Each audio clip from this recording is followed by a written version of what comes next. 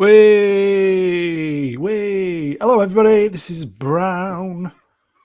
What's today's date? Oh, yes!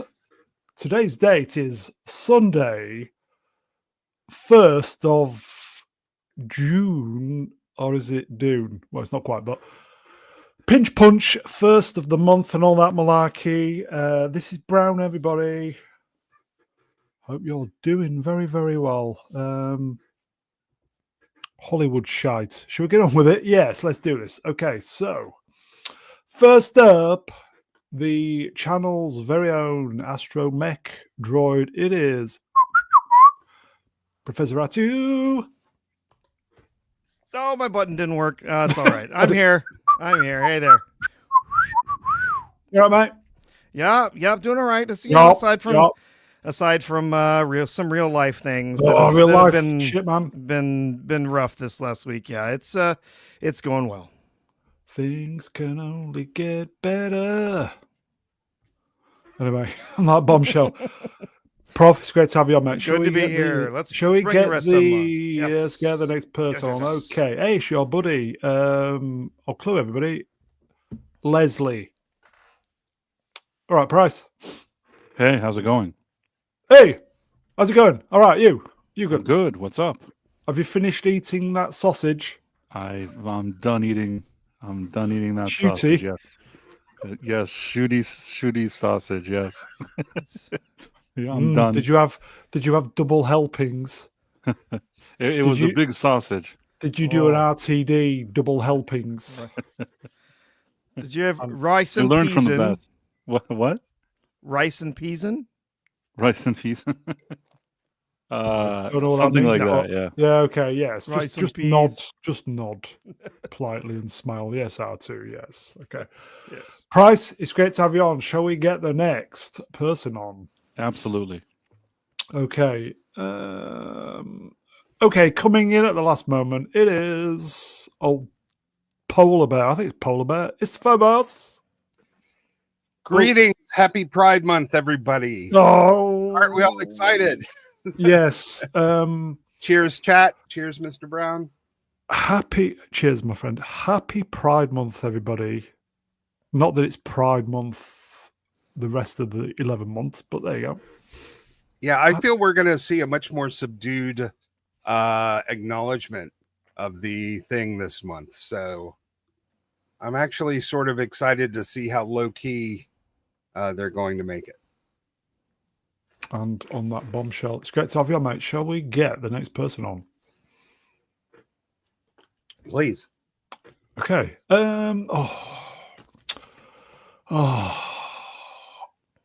Left or right? It's okay. I'll give you a clue, everybody. It's shit.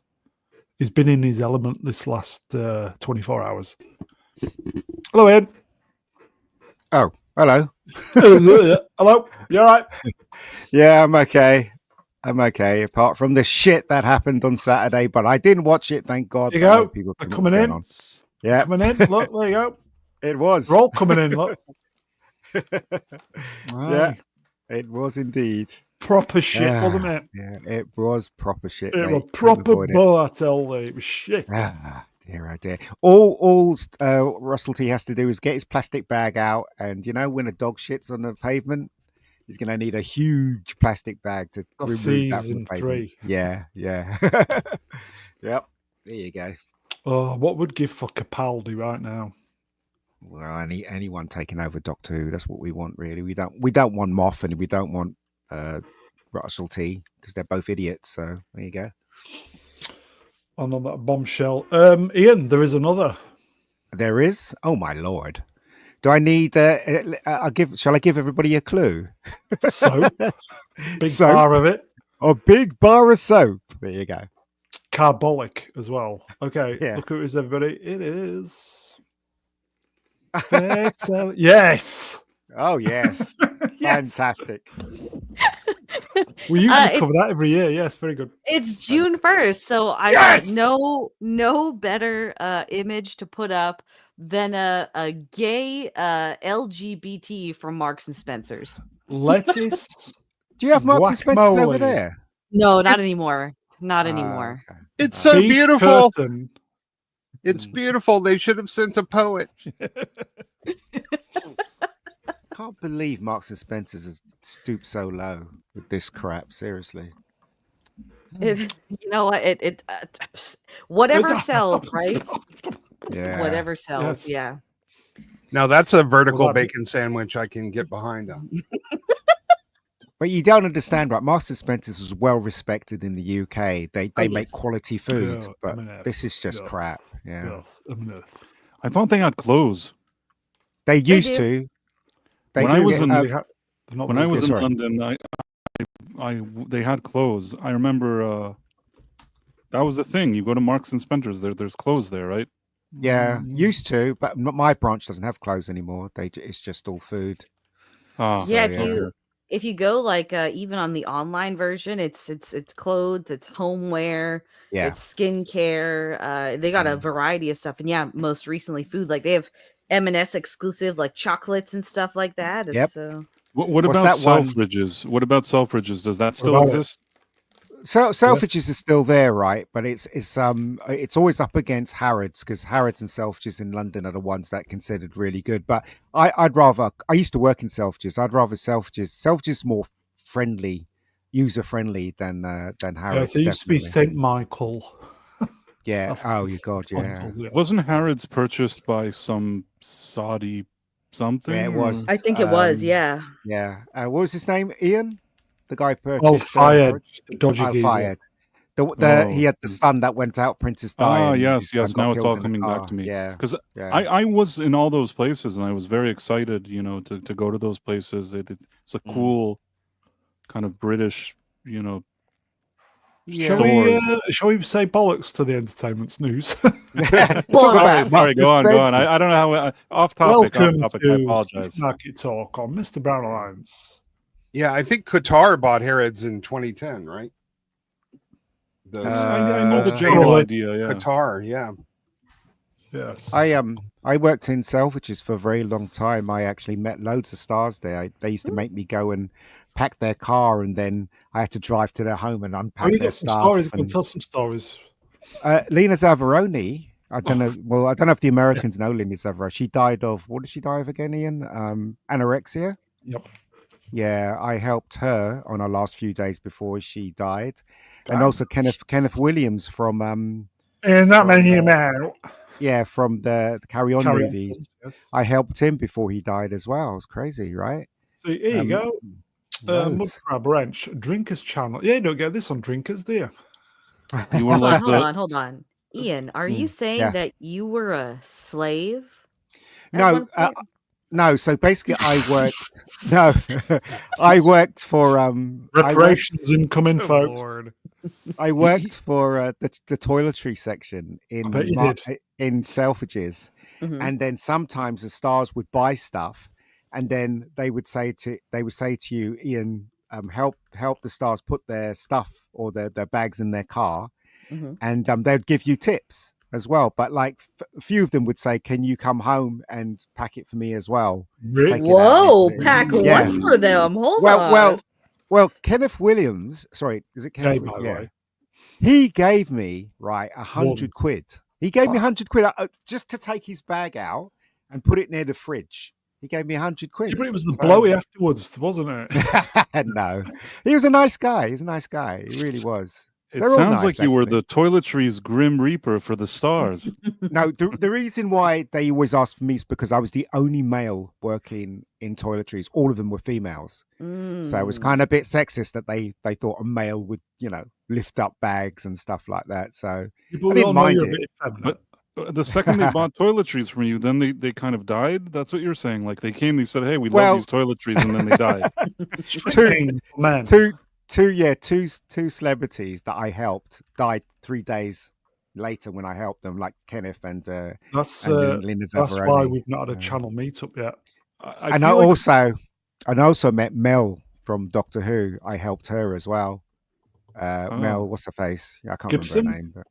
No, the gingerhead girl. Yes, What's her yes, I name? know what you're talking about. Yeah, I met her when I was working at Selfridges as well. So yeah, crazy, right? Interesting. Maybe you met me. Who knows? Maybe we met at Selfridges, and you Maybe. didn't know. on that bombshell. Okay, 10 minutes. Okay. Shall we chat? We can see you. Good evening. Bonnie Brown, you Langford, didn't like that's this sidestep that we had about toiletries at it. Selfridges? Falling off a cliff step. Ian was literally telling us about his slave days. That's way more interesting. That's what it than, was. You know. What It's has this girl done it's- to her face? It's funny because I just watched a video about a woman who reviews food in the UK, and she tried the 35-pound fish and chips at Harrods, and Oh yes, it yes. was disgusting. Yeah, apparently so. Yeah, really. I Terrible. sent it to Mr. Brown too. Yeah, she's not bad. Billy Piper, everybody. What has she done to her face? Doesn't look like Billy Piper. What hasn't she done to her face? Echo Chamberlain, right? Slow Echo. Billy has Nicole Kidman face. She Try does. that Welcome buccal to removal. body shaming on. I have to say it's worse. It's worse than Nicole Kidman. Nicole Kidman, she's plasticky and she has because they pasted her eyelids or something. It looks like she's going to stab you. But I think that. But the thing is, like this, she still looks more like Nicole Kidman than Billy Piper looking like Billy Piper.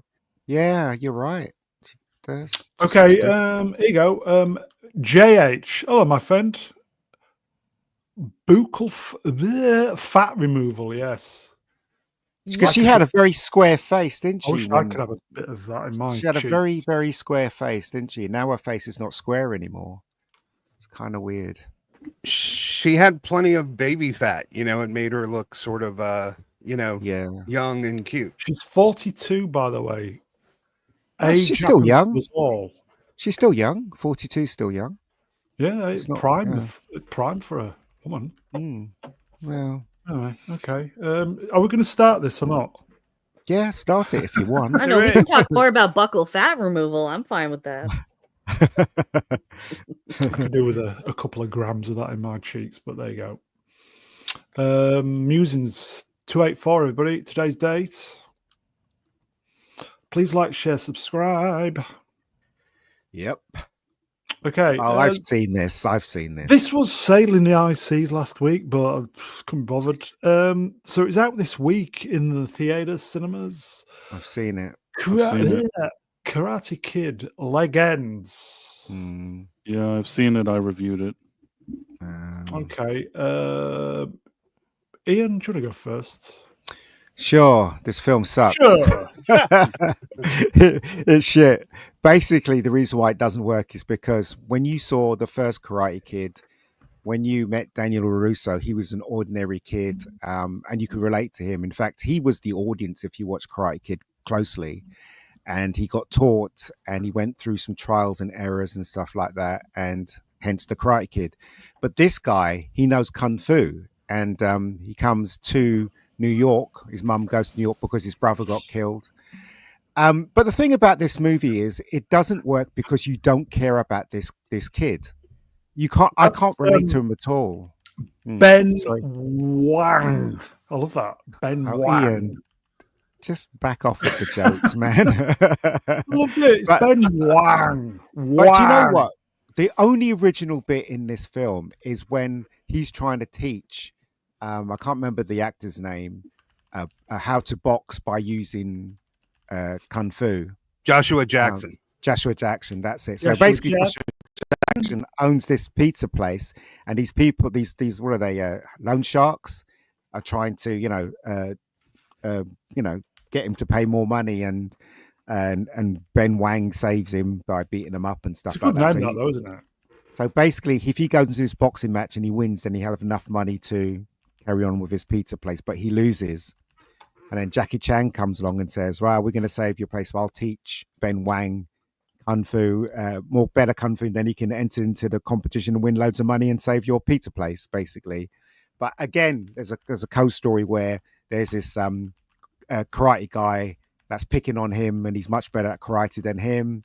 And meanwhile, we have in the beginning where they have this short little interlude where Daniel's talking to Mr. Miyagi. Mr. Miyagi is saying, "Oh, we teamed up with this Kung Fu people, so both branches of the same tree, blah blah blah." Hence setting it up. Mr. Han, which is Jackie Chan, comes and sees. Is he solo?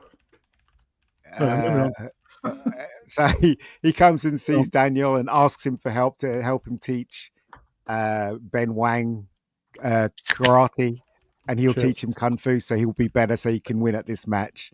So basically, the reason why it doesn't work is you don't care about the kid. I just don't care. I don't care about anybody in there. And were plus, you not waving your arms in the air? Like I just don't care. But if you think Ralph Macchio is in this a lot, he isn't.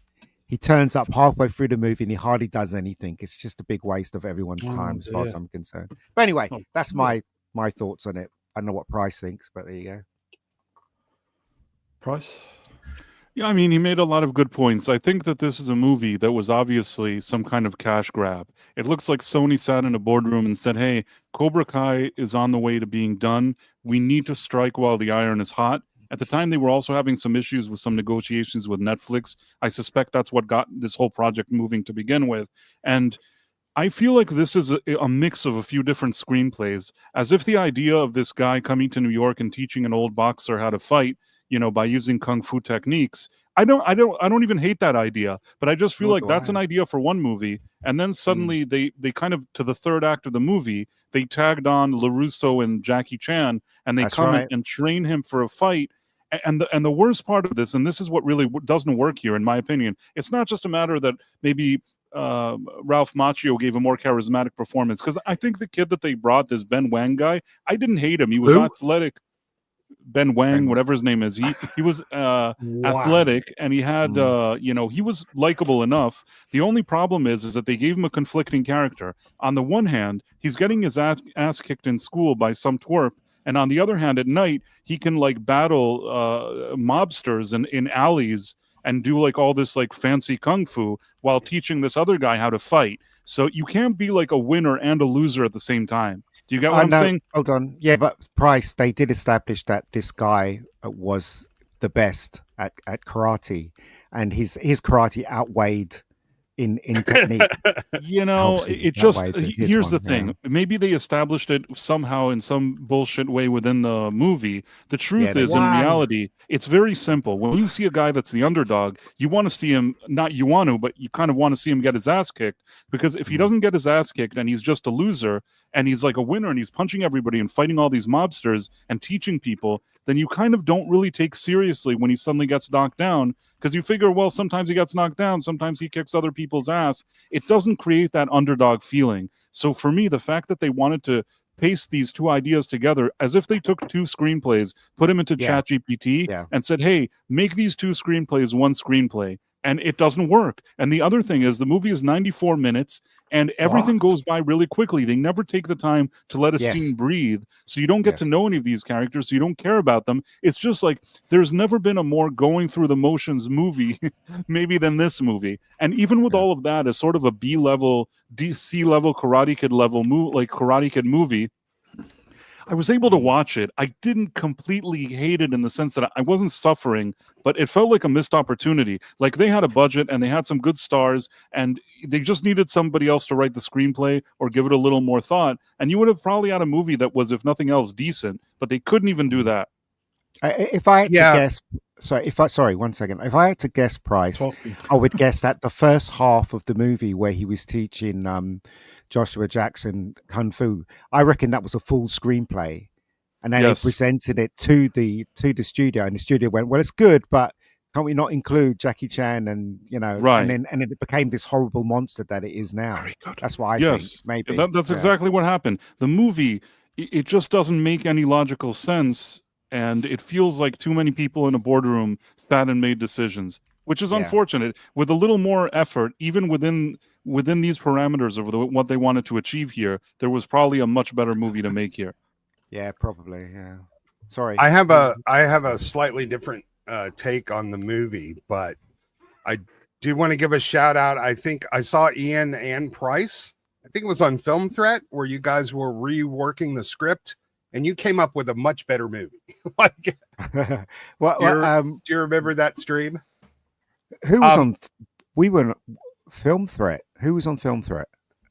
you and Price together were talking about it. I sent Price to They wouldn't have been on. Oh no, we were probably on John's channel. Oh, the science. What is it? Sci-Fi Chronicles. Sci-Fi maybe. Chronicle. Yeah, we're probably on that one. Yeah. well, we weren't on film for it though. But I think this we're not famous enough to be on there.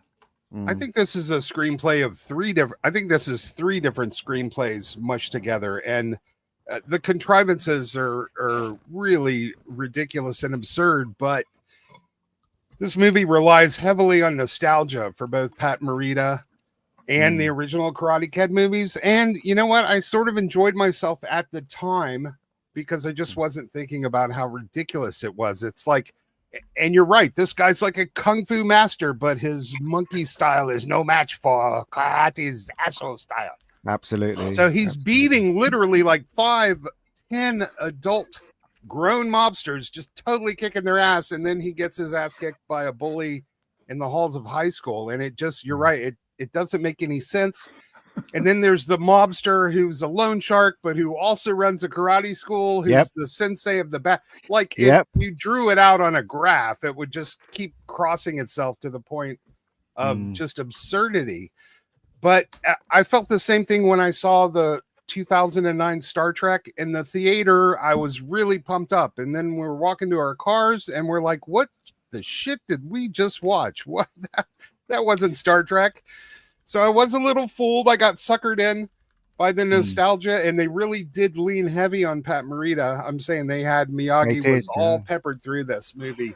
But that being said, the kids were very good actors. Like, they had very good chemistry and charisma.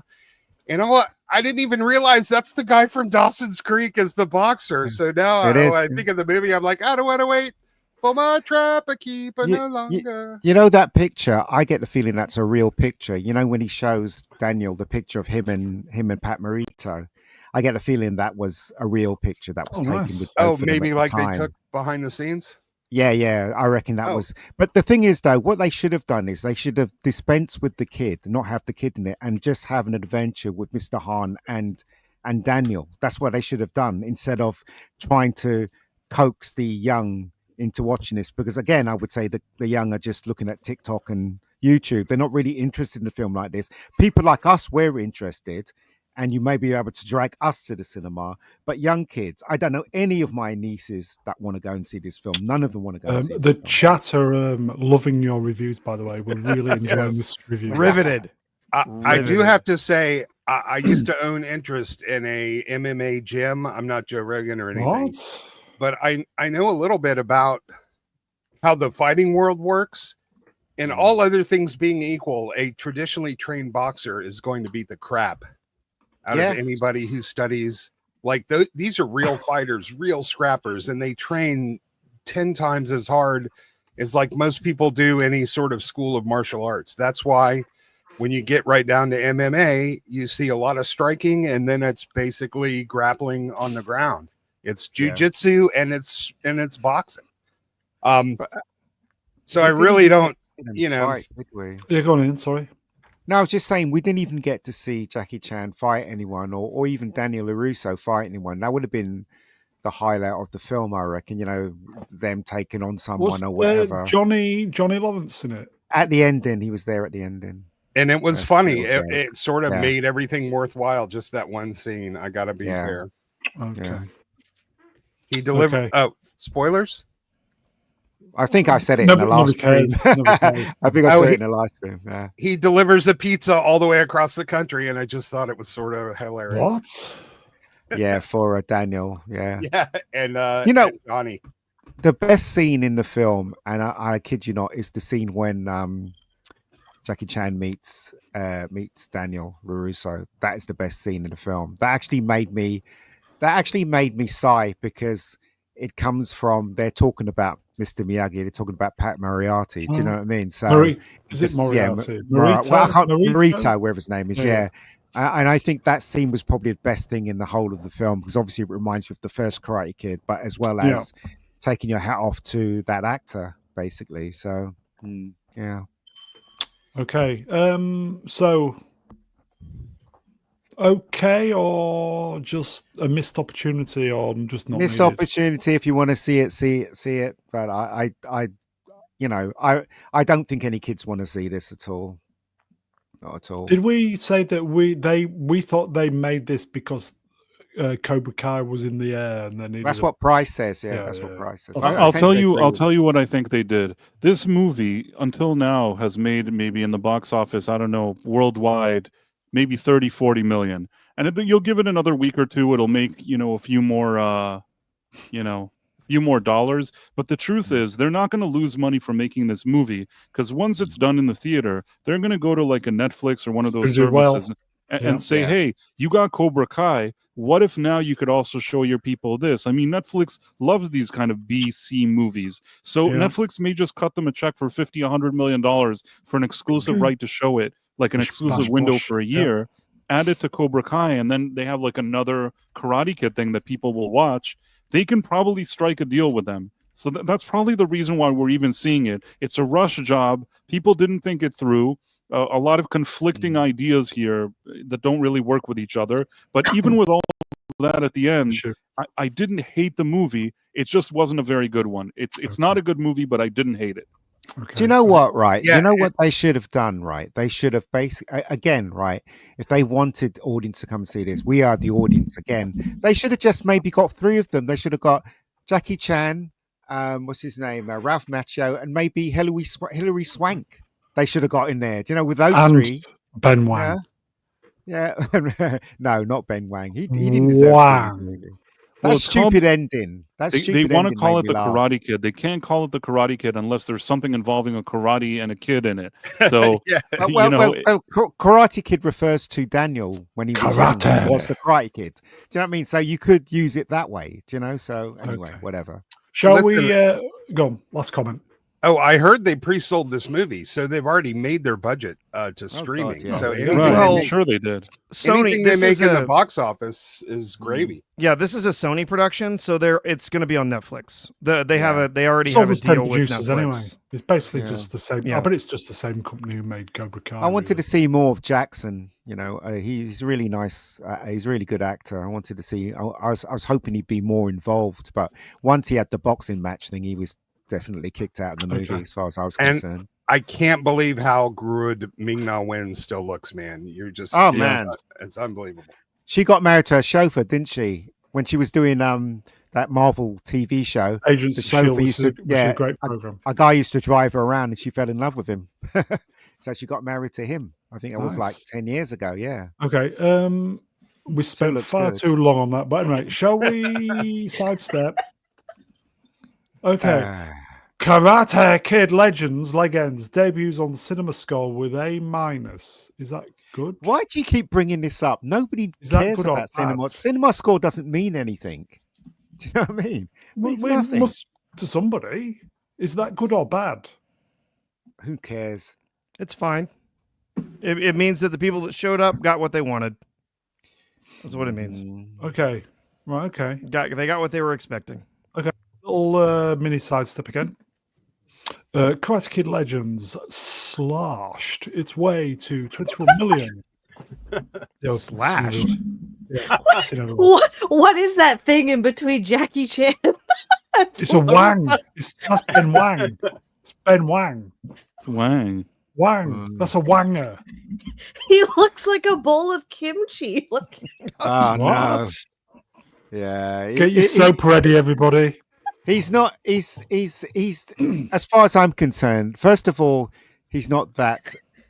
Well, I would have cast someone else, man. I would have cast. You need a bigger Wanger, don't you? A bigger Wanger. He really does do the athletic stuff. I think that he actually does know kung fu, so that's probably the reason why they chose him. Oh yeah, he's an acrobat. It's like, but he racks the discipline. He looks like the appetizer I order at a Chinese restaurant. No, Cream of some young guy. Next really has food on the brain. Hand me that bar of soap, Jesus. Get your soap out. Everybody. You want some fried tofu? I give you fried tofu. Oh no! I knew we shouldn't have had her on. I'm sorry. I should. No, you're not. But seriously, though, I would have got a better person. Even if the person didn't know kung fu or karate, you can easily, because what's the stunts are for? Yeah. Hey, they spoke really good Mandarin in the movie, and they spoke it slow enough that most people could understand it. That's unusual. Yeah. So what's This guy this? looks like a joke. I'm sorry. It does. What's it? Franchise. It made 21 million at the domestic in the USA. Okay. So does that justify them making another one then? If they have a good deal with Netflix, probably, because if this thing made $21 million here, probably by now it made another 20 or something million worldwide. Give it another week or two. Give it the streaming deal with Netflix. It's probably worth it for all people involved. Yeah, if anything, I bet it was cheap as chips to make because all the production company was there with Cobra Kai. It had just been a piece of piss. Yeah. It was $45 million to produce, I think, which that's nothing. It's got its money back. Well, I mean, it needs to make something like 80 or 100 to fully make it back, and it probably won't. But if you take into consideration the streaming deal that'll be generous with Netflix, I think that they're going to, if nothing else, they're not going to lose money. And these type of installments in a franchise like this, they continue to generate money because somehow you're going to be watching the original trilogy, you'll watch Cobra Kai, and then somebody will say, hey, there's this other movie that came out after Cobra Kai. People are going to watch it, especially at home on streaming, even if they don't like it. It's another chapter to add to this franchise. They are not going to lose any money on it. It's going to make money. They were 50 million in the clear before it even opened in theaters because you only get half the box office take, but you get all of the streaming service, right? What they pay for. So they were already 50 million, in the black before it even opened in theaters. They probably used whatever agreement they had with Netflix, which probably they all got on board and used that money to produce it, I assume. So, like I said, nobody's going to lose money. This is going to make money for everybody. And if that's the case, then it may not be the last movie we see either. We've had 22 minutes of solid Wang jokes. Listen, everybody Wang Chung tonight. Yeah. It's better. Wang Chung. It's better than soft Wang jokes. If you're going to have a Wang, you want it to be solid. The Wang of war. I once met the band Wang Chung. Oh, I love Wang Chung. That means what happened to them? Great band. It's still going. That means yellow bell in Chinese, by the way. It's like it's a music theory. To Live and Die in LA is a great soundtrack. What happened to them? They suddenly just disappeared. No, they're still going. Are they? Hit, but I'll say that considering that they pretty much had one hit, Wang Chung, they've been really milking it. Like they were massive in the UK. They were, yeah. But I in the 80s, I saw them, more in the States, and I saw them in a setup that had a lot of these kind of 80s bands performing. They received a very warm reception. I ended up meeting them and talking to them for a bit, and they seemed really nice too. Like they seemed really humble and really nice. And they seem to really appreciate the fact that even though it's like they know that they're kind of a one-hit wonder in the States or whatever it is, they're not mean-spirited about it. They're very, very grateful that they have that, and they put on a pretty decent show. Have we finished with Wang? Yeah, Wang and Wang Chung. I think we've had enough Wang for a. Yep. It's time to move on to Dicks Out for Harambe. Okay. There we go. Shall we do some supers first? Go on in. It's Phobos Wrench Will Spot gifted 1 NBA membership. Cheers, Esther. Franco Walker Wrench, 2 poons. Ben Wang stands tall and proud. He does. 20 minutes. Yes. Mega Spider-Man wrenched €5. I love the way Price says stuff plus the way Easter pronounces theaters. To all, fave Clive Owen film. And why that? No. Your mate, Ian. Yeah. Tell him the story again. Oh, God, no. Yeah, go on. Tell him, I think we've got a Slayer raid. Go on, tell him the story. Go on. Oh, Jesus. I was in Cannes and I was at this party and I was a bit drunk and he was a bit drunk as well. And he walked past me, pushed me out the way, and I almost had a fight with him. There you go. Oh my God. I was really hoping that was going to go a different way. He was drunk. I was drunk. Look, the lights of Cannes were just glowing. Yeah, things happen at Cannes. What happens at Cannes stays at Cannes. Right. You told me you squared up to him. And you were gonna have him. I did, but my friends pulled me away, and another guy pulled him away. He's really tall. He's like over 6 foot, and I'm really? like, I'm just small, so I probably wouldn't stand a chance. But he was so rude; it was ridiculous, you know. So anyway, whatever. Okay. So favorite film, I liked Shoot 'Em Up. I thought that was yeah, that was silly, right. but very funny. Silly. Children of Men. Yeah. I was gonna say Children of Men or Inside Man, but since Cleaner came out, I'm gonna have to go with that Daisy Cleaner's- Ridley action. Yeah. There was one point where he was considered for James Bond at one point, wasn't he? I when he remember was that, quite yeah. young. Yeah. It's a shame, but I don't. He's Go one on, of those it's people that out. could have been a huge star, but didn't quite make it. That's Yeah. what I think. So. I'd much rather have had Clive than Craig. Oh God, yeah. Anyway, Hindsight I would is too, a yeah. wonderful Craig thing, killed isn't it. Craig killed it. Yeah. Well, he did at the end, literally. But anyway, okay. The guy has great screen presence. I mean, I don't swing that way, but if I had to, just saying. I will never watch No Time to Die ever again.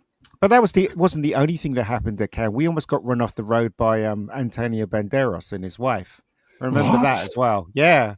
Who was it? Melanie Griffiths. Melanie, They were. yeah. They were in a car and they almost ran us off the road. I think he was drunk behind the wheel. So yeah. Or are you sure she wasn't driving? Because I was at Sony Studios in Culver City, and Melanie Griffith was driving her Miata, and she ran it right up into the curb, and she falls out of the door holding a bottle. It's probably her then. She almost hit us. No, she wasn't driving because basically Allegedly.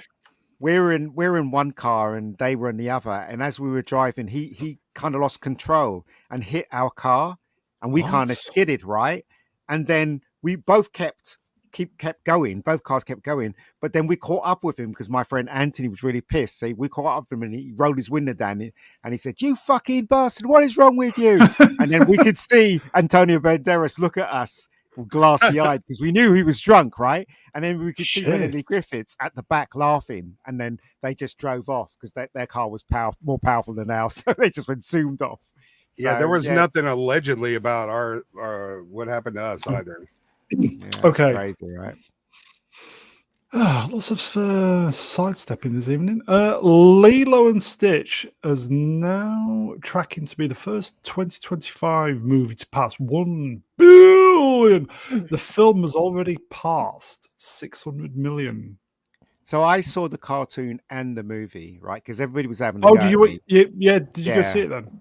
Yeah, so everybody's having a go at me. See the cartoon. So I went to see the movie first, and then I saw the cartoon, and I got to admit the cartoon's much better than the movie. But I still liked the movie, though. I thought the little girl was really cute, and you know, it kind of worked to a certain degree. There's certain things they couldn't do in the movie, like in the cartoon, the two aliens would put costumes on.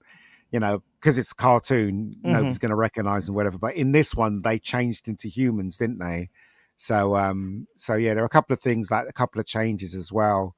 But I kind of enjoyed both of them, really. I know it diverts towards the ending, and it doesn't really support family values in the movie because that was problematic for some people, wasn't it? Yeah, but it was all right. And do you know what? The best thing about this movie is the little girl. She's quite funny. And I think, she actually made the movie work, in my opinion. So there you go. Drew Gordon Wrenched. Hello, Drew. EFAP did 11 hours slagging off the movie relative to the cartoon. What? 11 hours? Yeah, they were live. Yep. Yeah, I think some people had a less than gracious interpretation of the live action movie. I mean, it wasn't that bad. And you're right, Lilo. I don't know how that girl did all that acting as if something was in front of her that wasn't there, but she was absolutely amazing. And yes, the cartoon is better. And yes, they had a little bit of a girl bossy, you can have it all, baby kind of thing. But the movie still had heart. It wasn't like she abandoned her little sister. She was going to come back every day and see her. But the most ridiculous thing about it is the best marine biology programs in the world are in Hawaii, and she wants to go to California. She could just go to the next island. It's silly. Well, I tell you what's interesting. The reason why I say this actress is so good because the chemistry between the CGI and her was good. It worked. Yeah, exactly. So that's how good she is. She's acting against nothing, and yet the chemistry works. How do you think they did that? Do they use like the tennis ball thing or a puppet or? I think it was a puppet, but you can't make someone perform the way she does. She's really good. She's so, as kids have great imagination, don't they? So she just imagined that he was there. So, but yeah, she was the best thing about it as far as I was concerned. It's a puppet. It's a puppet. Yeah, they better get the sequel done before she grows up, because I don't know how adorable she's going to be. Yeah, it's true. Nice. Yeah, everybody help Mr. Brown get over his disgusting film addiction. Sorry. Do you know that bit in the trailer where he has that spray thing and she goes, "Put it down," and then he sprays her in the face, right? What? The audience, the audience just literally they hit the roof laughing at that scene, even though I'd seen the it so man many spraying times in the a trailer. kid. What? Shut up, Ian. Jesus Christ, those jokes don't work. They're doing my head. Melvin deeply serve Melvin Shire. Wrenched will spot 11 hours moaning about a film made for 4 girls under 10 years old. Grown-up men did this. They did. Ista being very generous with the memberships. Thank you, my friend. Another NBA. Cheers, pal. I did feel a bit weird though, because I was the only, because I went on my own to see this film. It wasn't like I had my nieces with me or anything like that. Was it full of kids? Yeah, full of kids and families and mothers and dads and stuff like that. And they loved it. They loved it. They were going, oh, in certain scenes, and they were laughing at every joke and stuff like that. So it works. It works. So why didn't you at least wait to take your nieces of all movies? Because they're too old now. My niece is in their teens now. So, but, you know, I wanted to see the film, though. That was the thing. I wanted to see it. So I went and saw it. Suspicious. So it's going to do a bill. It is going to do the bill, isn't it? I think it was all right. Go ahead. Sorry. 2/3 of the theater. When I went, it was packed. I went with my grandniece, and the theater was mostly kids. I'd say 2/3 kids, and they absolutely loved it. And you saw a lot of happy faces coming out of the movie. So I don't care what the reviews are saying or how they're interpreting this movie. The kids are loving this one. The thing is, though, when I saw the trailer, I knew that I would like this film because I don't know, I just knew I'd like it, and it is a good film. Obviously, the cartoon is better in my opinion, but you know, that girl made that film work as far as I'm concerned. And in fact, the older sister wasn't too bad either. Dirty old man. Okay. Shall we move on? Yeah. Shall we skip the Doctor Who? Because there's a lot of we'll skip the Doctor What. We'll do that later. Because Vex doesn't know about Doctor Who. She'll enjoy the hair as well. She's going to enjoy the Star Wars that way. The Penguin showrunner Lauren LaFranc says that the Batman spin-offs are in the early stages of development. Don't care. So yeah, don't care. This film sucked. The Batman. Thank you. Sucked. It's shit. Yeah, but the Penguin, shit, really. The Penguin was amazing, but until they get to the point where they can release a season of television every year, they're going to continue to fail because people are not going to wait 2 and 3 years for a show to come out. James Gunn is not going to give them the green light to do this. Yeah. Too late. It's too late. They're hoping that his movie will fail. Maybe if his Superman fails, they're going to push him aside and start making these. Maybe. Can I just throw out my theory at this point? Yeah, go on. Because the Batman came out in 2022 now? And they keep pushing this movie back, pushing it back. I don't think it's going to happen at all. That Gunn movie is going to come out, I think, regardless of whether people like it or not. Superman has such a massive and generational fan base that movie is going to do well at the box office anyways. And WB will just take the wrong message from that in that, oh, we should just let Gunn kind of lead the way with all of this sort of thing.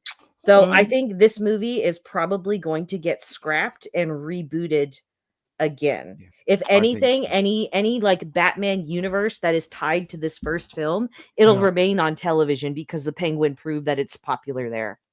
There you go, Mudcrab Wrenched. I met Robert Pattinson at a pub. Oh, very good. I hope he paid for your drink. Was he nice? We'll find out. Yeah, that's what I want to know more. I don't think it's going to happen, is it? Yeah, they're just going to do the TV stuff. But it was crap. The film was absolute rubbish. I mean, this car was just an ordinary car, for God's sakes. You know what I mean? It's like, what? It was absolute rubbish. Was Movie Cynic the only person who liked it then, the movie? Well, he's entitled to his opinions, but it wasn't fantastical enough.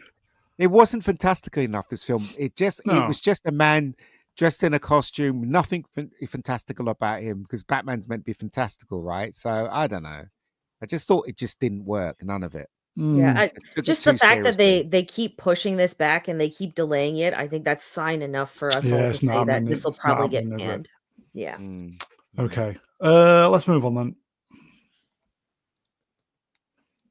Superman. So it begins, everybody. New look at a Superman billboard. I quite like that. I don't. It's rubbish. Look, this film's gonna do okay. It's not gonna light up, the superheroine thing. It's just gonna do okay as far as I'm concerned. Well, this is a guess from me. I'm gonna be disappointed with it. I know I am. Hopefully, if it's great, I'll be happy. Not Brian Edged. I'll wager this will be absolute wang. Yeah. I'm interested to see what like the comic book fans will say, because I keep hearing just a lot of people on various streams and across Twitter who are big fans of the Superman comics, and they're like, oh my god, I like that they're doing this and they're doing that based off of the trailers. And there's an equal amount of people saying like they're not getting this right, and what are they doing, and what kind of angle are they going, right? So there's just this huge divide, it seems, on that front. And then you have just the same divide is just across average Superman film enjoyers. So I'm more curious to see how this will pan out with like audience expectations more than anything. I think it'll be a commercial success though. Well, it's the fact that everybody's in total agreement that the people that I know, this guy they cast as Superman, he doesn't look like Superman as far as I'm concerned. He just looks like a cosplayer guy. The costume sucks. His body's not got enough carpet carrier physique for me. The costume sucks, right? And it looks like Lois Lane's going to be a girl boss. Do you know what I mean? It's just all those things that happen in the other films. It looks like this is going to suffer from it. Just on the note that like I agree, he doesn't look like Superman to me, but I did see that him and Nicholas Hoult did a magazine cover recently. I can't remember which magazine it was for, but I had to do a double take at it because I was like, there is no way that's David Cornsweet. He looks 100 times more masculine in the photo shoot than he does in the Superman costume. Oh no! So have they demasculinized him? I was genuinely blown away at what that image, because I was like, oh my god, maybe he is kind of hot. Here you go, folks. Rust in Peace, Wrenched. Oh, my friend. I think it will do. Yeah, I think it will do okay as well. 600 to 800 is still very impressive for WB, right? Yeah, so. And I'm not sure OK is going to be good enough for Warner Brothers at this point. Their stock is rated as a junk stock, and they are spending $4.2 billion on Harry Potter. I'm just not sure. This movie for them has to be a home run. The other thing, you notice a lot of people are making fun about. All you see about this movie is James Gunn Superman. James Gunn. People are joking it's Superman's James Gunn. Who? And what they need to do is they need to put Cornsweet out in the forefront, because the guy is likable. He's one of us. He's a nerd. He's funny. I think if they sent him on a promotional tour, it would get more people in to see the movie. The fact do you know how many? Sorry, do you know how many girls went? I keep going back to obviously the 1978 version. You know how many girls fancied Chris Reeves? Everyone I knew at that time, every girl I met fancied Chris Reeves, right? But this guy, I don't know. He just doesn't look like the Superman that I think. I would never have cast this guy. Never. Price, do you fancy him? Oh, no, I don't. Silence. No, I don't. No. That's a yes right there. Price, are you alive? Yes. Listen, I think the guy has more charisma than what you're seeing, and that's the point. He's not getting out there enough running publicity for the movie. I get the feeling he's not going to be allowed to shine in the movie.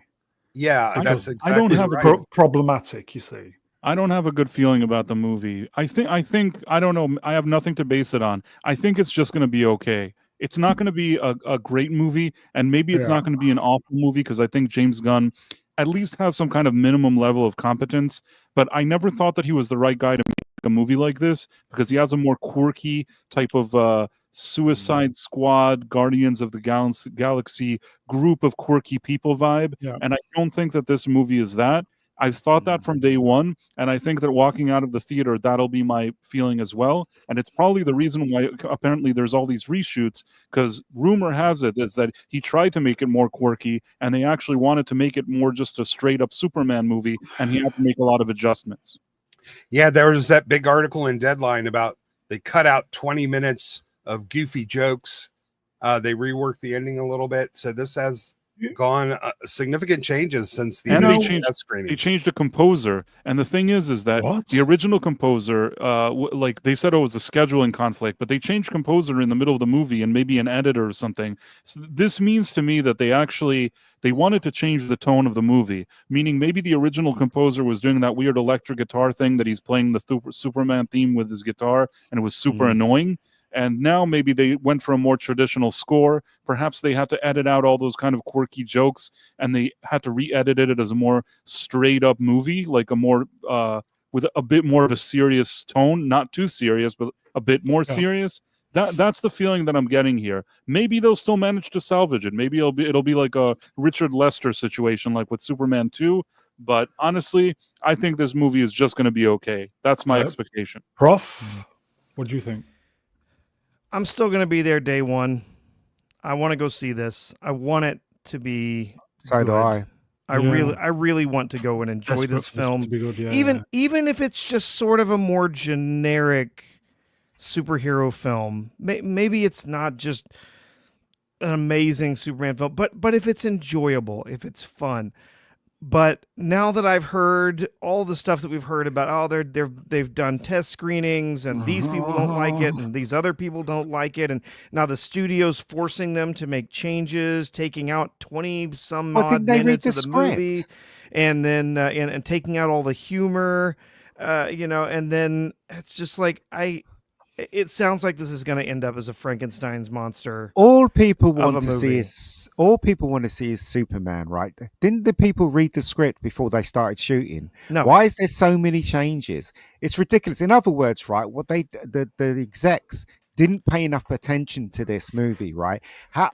If I was in charge, I would never. Sorry, go ahead. Or they paid too much attention. I would go see Superman versus Frankenstein's monster. That would be fun. I would go see. Yeah, I don't know. I do want this to be good. I'll be there to see it the day it opens, but I don't really have a lot of hope for this. I really don't. The other thing is that the more they sort of really focus on the minutia niche appeal of comic book stuff, the comic book people are going to love it, but they're going to lose the normal fans. Yeah, because people just although want I to think see Superman, don't they? Yeah, I think kids are going to love the dog, though. That's what the kids in my life, they're all about the dog. Look, Superman should be Superman. I don't understand what they're doing with this. They're still chucking the agenda in there. Lois Lane's going to be insufferable. They're not giving us a manly man. They're giving us some stupid guy with big ears and in a stupid costume. We're not allowed to have masculine men anymore. Not allowed to have good-looking white men anymore. It's ridiculous. Look at that magazine cover. He looked really fucking good on that magazine cover. Like, What magazine is it, Bex? Hold on. You know what? I will. I'll find it. And I'll post the link. Wonderland. It was the Wonderland magazine. I'm assuming. Maybe it was. That was the only one I've seen that had the two of them on it. Then why does he look so bad in this movie? Then, if he's good looking, he needs a bit of waist work. He's not got his waist tight enough. You know the answer to that. Needs the taper. You see, it's the same with every good-looking woman who's uglied up for a movie. Yeah, because it's for the ugly people, you see. Don't want to offend them. Let's sidestep. Why would you take a chance that way? Why? James Gunn, everybody. James Gunn is set to deliver. I'm going to sneeze a minute. a final and locked out cut of Superman by next Friday. That will be 5 weeks before the July 11th release date. Do you reckon they put the rainbow in that picture deliberately? I just Well, it is Pride Month, isn't it? Oh God, he doesn't look anything like Superman. Oh, come on! Please get one thing right. One thing. Oh yeah, Vex. I saw that cover. He does look Logo. really. The close-up one, he looks fantastic in that. And Are I we was thinking, there's my Superman right there. Are we agreed the suit is shite? It is. It's shit. What? So okay, right. So if he looks good, how comes he doesn't look good in the movie? I think that's a makeup and costume department problem, then, more than anything. So it's strange because I thought this whole time he's too nerdy looking. He doesn't look masculine enough. No, he looks masculine enough. It's just someone is doing something wrong in the costume and makeup department of this film. Also, his left side is his side, and typically most people's good side is their right side. But he looks good in that photo. Like I would sit on that face based on this photo. I keep saying they have to get him out in front of the potential audience. He has to be involved in the marketing of this thing. He's a good guy. He's funny. He's a nerd. He's got charisma, but nobody knows who he is.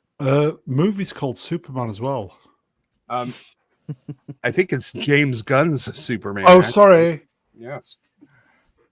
Oh well, never mind. Is that the problem then? Is it a Superman movie or is it a James Gunn movie? Look, do you reckon that they've got all those those people that they have when it comes to sex scenes in movies and stuff? You know, those people they put in place to make sure things are all right. Fluffers. Yeah, not fluffers. You know what I mean? Do you reckon they had that in this movie? Because if they did, that would explain why he doesn't look manly. That would explain why Lois Lane's dressed like a hobo. Do you know what I mean? Are you talking about intimacy court? Are you talking about intimacy coordinators? Yeah. Okay. That's what I'm talking about. Yep. Are they still doing shit like that? And if they are, kidding? Yeah, absolutely, they're still doing intimacy coordinators. It explains a lot, right? Yeah, they're not going away anytime soon. Yeah, that is the biggest grift in Hollywood right now. Here you go, folks. It's the Phobos, Wrenched World Sport. I'm Mr. Brown. That's me. That's exactly the problem. It's a James Gunn movie. Damn. That it very well may be the biggest problem.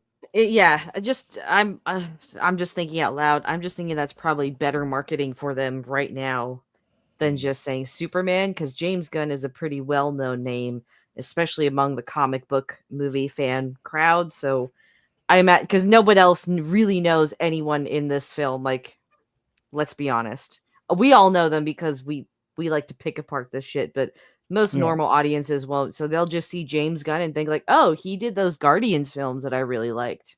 He did that show on HBO I really liked. Superman though, it's ingrained in people. Yeah. Superman. You got to appeal to a new audience though, right? Like from a marketing perspective, I can kind of understand it, but I agree, it's Superman. The name sells it alone, but the name has also been a little bit sullied by what Zack Snyder did. Can we show a series of... He looks like Henry Cavill in these pictures. Sorry, mate. Welcome to Talking Over Each Other. No, just saying. Talking Over Each Other Alliance. Vex. He looks like Henry Cavill. In some pictures, he looks like Wolverine. I just think we have an opportunity here to show a series of faces and get a yay or nay from Vex on them. And I'm wondering if we can do that. Not never can't. No. Crazy. Definitive no. Sunday morning then. Computer will blow up. Okay, shall we sidestep? Oh, I don't know. James Gunn, or is it James Gunn, has broken his silence on the hashtag Superman and hashtag Fantastic Four rivalry this July. They come out 2 weeks after us. There's room for us both. I love my friends at Marvel. Shut up, mate. Shut up. Shut up. You don't care about Marvel. You just care about the wage that you're getting. And comb your fucking hair, for God's sakes. What is wrong with you? Seriously? He doesn't care about Fantastic Four. He doesn't that's even care about what he's doing. No. Whatever. I don't This care. is the guy that said The Flash was the greatest superhero movie Absolutely. ever made. Yeah. Absolutely. Did he actually say that? Well, I kind of said it was going to be good, but yeah, there is definitely room enough for both of these to flop. There's not going to be any problem there. I feel like they're trying to create like a Barbenheimer situation. The only thing is that neither of these are. I mean, I didn't like Barbie, but there were a lot of ladies that were, very interested in seeing that movie. And Oppenheimer, there was a lot of buzz surrounding it. These two movies seem like potential flops, and they're trying to make it bigger than it is. Yeah, like bigger movies than they are. The dinosaurs may destroy both of these movies. That's a certified hit. That's going to do well. Yeah, because kids like dinosaurs, and you just show them some things being destroyed and whatever. Those Jurassic Park and World movies, there maybe out of the lot of them, there was maybe one or two that were decent, and in all the history of the franchise, yet each of those make like $1 billion, and nobody knows why. So sometimes you can't argue. No, we all know why. I know that Jurassic World Rebirth probably will it will not be a very good movie, but fuck if I'll go see it in IMAX because dinosaurs. That's why they made $1 billion. Dinosaurs. That's it. There's no logic. It doesn't matter if you're a kid or you're 70. It's dinosaurs. It's basically the Fast and the Furious with dinosaurs instead of cars, because those movies make a ridiculous amount of money, and God knows why. But you know, right? Not one dinosaur gets killed in Jurassic Park. Have you noticed that? They in the last one with what's his name? The guy who plays Star-Lord. He was shooting at them. Everybody was shooting bullets at them, and none of them got hit. No dinosaur got hit. No dinosaur died. Oh well, no, they're bullets. They're bullet sponges. You can shoot them with 1,000 bullets, and it's not going to matter. But they still shoot at them. It's stupid. That's because they were trying to save the dinosaurs, Ian. So clearly they put rubber rounds in all of their guns to save the dinosaurs. Rubber rounds. Mm-hmm. Also, right, we've got a dinosaur now that looks like the alien from Alien in this one. So maybe the kids will like that too. Who knows? Well, it was inspired by the alien from Alien. So. Oh dear. So maybe there's a chance of a crossover. And on that bombshell, let's move on. I think it is a sidestep. Oh, fuck off. What is this? I don't even know why. That looks horrible. That does look terrible. This is James Gunn himself, full size. # crypto from Muckle Mannequin. Yeah. I thought that was his dog and it died and he stuffed it. I thought it was.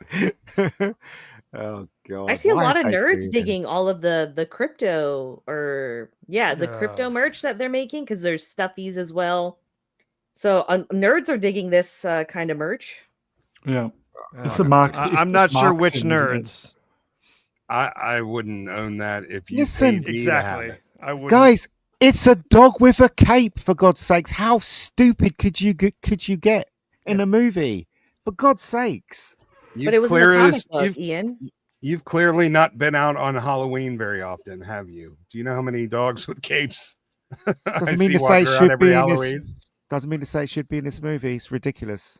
But the comics, Ian, it's comic accurate. That's all that matters. Yeah, it's stupid. It's like having Robin in a Batman movie. That never works. You know Melvin's so deeply wrenched World of Sport. Mark Miller likes it. There you go. That's it. We're all wrong. Mark Miller likes it. Who cares? I'll go and see it, but I got a feeling I'm going to come out disappointed. Mark Miller was optimistic about it. He said that David Cornsweet is a classically trained actor at Juilliard. I think he may surprise us. Who knows? But I'm going to see it anyway. I'm just not going to be happy. To be fair, our issues with David Cornsweet are not his capabilities to act. It's that he just does not look like a Superman. The suit for me. The suit's awful.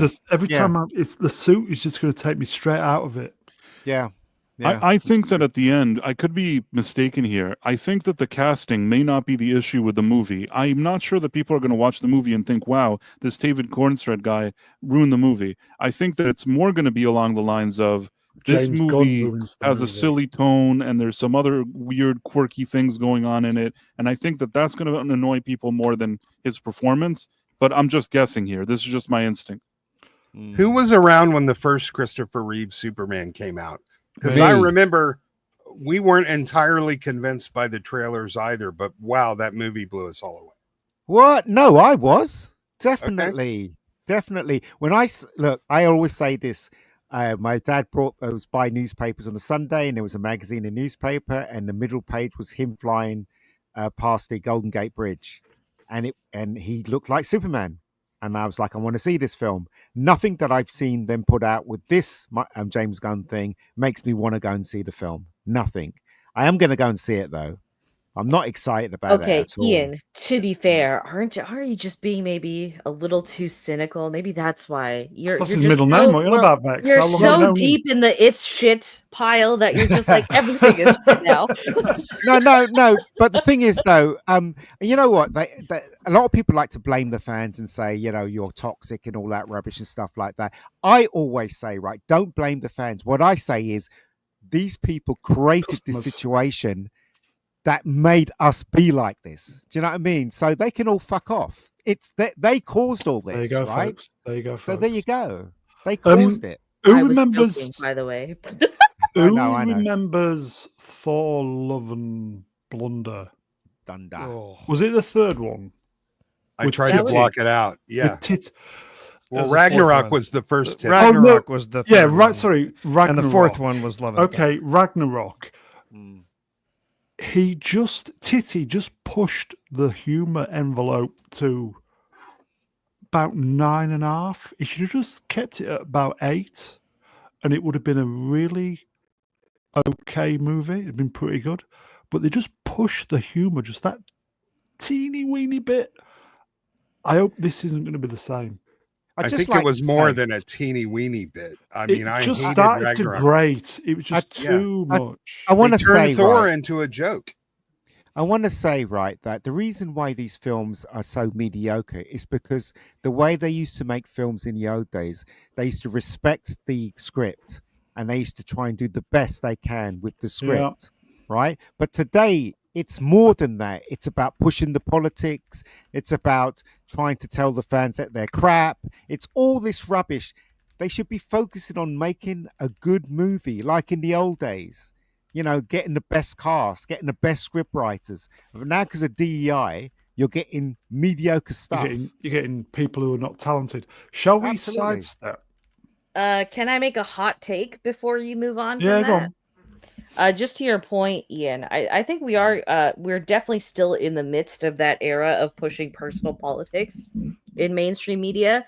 I think the last year we've been seeing a transition out of it. But the problem with the transition is that the only thing that was really driving any of these stories and characters were the personal politics. And now that there's a clear indicator across multiple groups that is not a selling point for films anymore, now we're just kind of in that era of films that have no substance and are empty. And what's worse is it's just written by people that don't really have the life experience to tell a story. They're just kind of churned out of school and thrown into the chair and kind of just weakly copying things that worked really well in the past, but they don't understand why it worked in the past.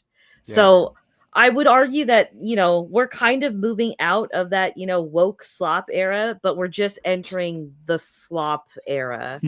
And I think 2025 is pretty indicative of that, given that we're halfway into the year now, and there's really been nothing amazing or noteworthy or that's really spurred on like a lot of discussion or even passion for film and television for that matter. Fantastic Four is just going to come back with a vengeance with the woke shit.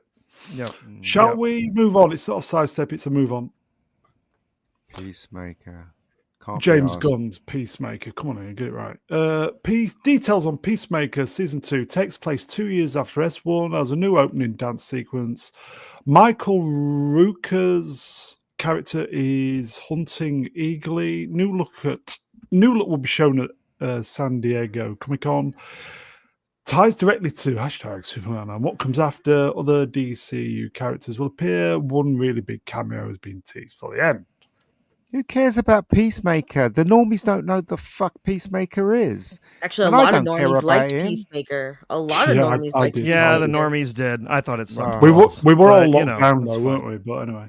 Yeah. So seriously, this is the wrong thing. I give in. Seriously. Bye, Ian. See you next week, mate. What a load of bollocks. Seriously. The first season was a waste of time. Second season will be a waste of time. Yes. I didn't hate it. I didn't hate it, but the thing is that it's also not something that I've thought about much since I saw it. It's not that it left like a lasting impression on me. It's just that I needed to pass a few hours, and it did the job, and it wasn't the worst thing I'd ever seen. But there's also nothing outstanding about it. I think people like it a little more than it deserves. I think it's just okay, I guess. If you thought the first season was a waste of time, the second season is going to be a multiversal waste of time. Oh, get in. Don't care. Move along. Silence. Move along. I mean, it Seriously. did have nudity, so there was that. And James Wang's Mrs. Okay. Marvel Studios reportedly thought it didn't feel like the right thing for a Hall H panel following the delays of Avengers films. That's San Diego Comic-Con, isn't it? Yeah. What are they going to talk about? The fact that they don't have a script for either of these movies yet? Or the fact that there's 600 million in just salaries alone. They don't want to answer those questions. No. They're scrambling, aren't they? They're scrambling to try and make a good film, and they have no clue how to do it. Nope. That's their problem. They don't have a clue. Oh, dear. They need to hire back all the people they fired for being, old white men. So, hold on, just to refresh my memory, right? So, Doomsday got pushed back to December 2026. Yes. Yep. Okay, Secret Wars got pushed to 2027. Christmas again, I think. Yeah, and they then both got pushed back 6 months. Okay, so then the only Marvel movie that is coming out next year is Spider-Man. It also got pushed back. No, Spider-Man has been pushed to July 31st, 2026. Okay. It was supposed to come out between the two films. So. Yes. No, I'm just looking at the dates here. So right now there's only if they get on track and they get a script, there's only 2 Marvel movies coming out next year if we're lucky, and they're both coming out in the second half of the year. The Hulk's in it, isn't he? The Hulk's in the Spider-Man one, they say. Oh, no. Well, listen, they didn't need Doomsday to come out when it did, but they did need to say it was, because they had a few shareholder calls that they were definitely in trouble. What? And they needed to be what? They needed to be able to announce that they had a summer release, but after they skated through that stockholder meeting, then they're free to push it back. But now it's coming out right against Dune 3, and I'm not sure they wanted that either. Yeah. Oh, okay. Hold on. Or is it June 3? Because Dune 3 already has a lock-in on all of the IMAX and that's PLF next formats. year, isn't it? Mm-hmm. So I'm looking at the TV schedule as well. So they are filming right now another season of Daredevil Born Again, which is aimed for March 2026. Yep, next March. Vision Quest that they're filming as well for 2026. There's a Spider-Man show as well. That's the cartoon. That's just cartoon. Okay, that's in production. Then in post-production at the end of this year, we'll have Wonder Man and Eyes of Wakanda, which is an anime. Yeah, Eyes of Wakanda and Marvel Zombies are coming out in August and October. So there's not a lot of Marvel product coming out next year. They have nothing to really discuss, in all honesty.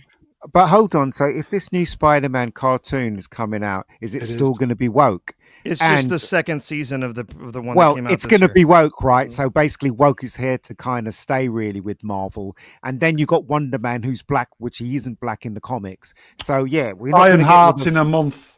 We're not going to get rid of the woke stuff. Hold on. I'm gonna push back a little bit, Ian. I'm gonna push back a little bit, Ian. Okay. Again, we're in the transition era. So Ironheart is coming out, but look at how many times that they pushed back Ironheart. Ironheart was also filmed 2-3 years ago. 3 years ago, yes. Mm-hmm. Yeah, so that's at the peak where they were just rolling this out nonstop.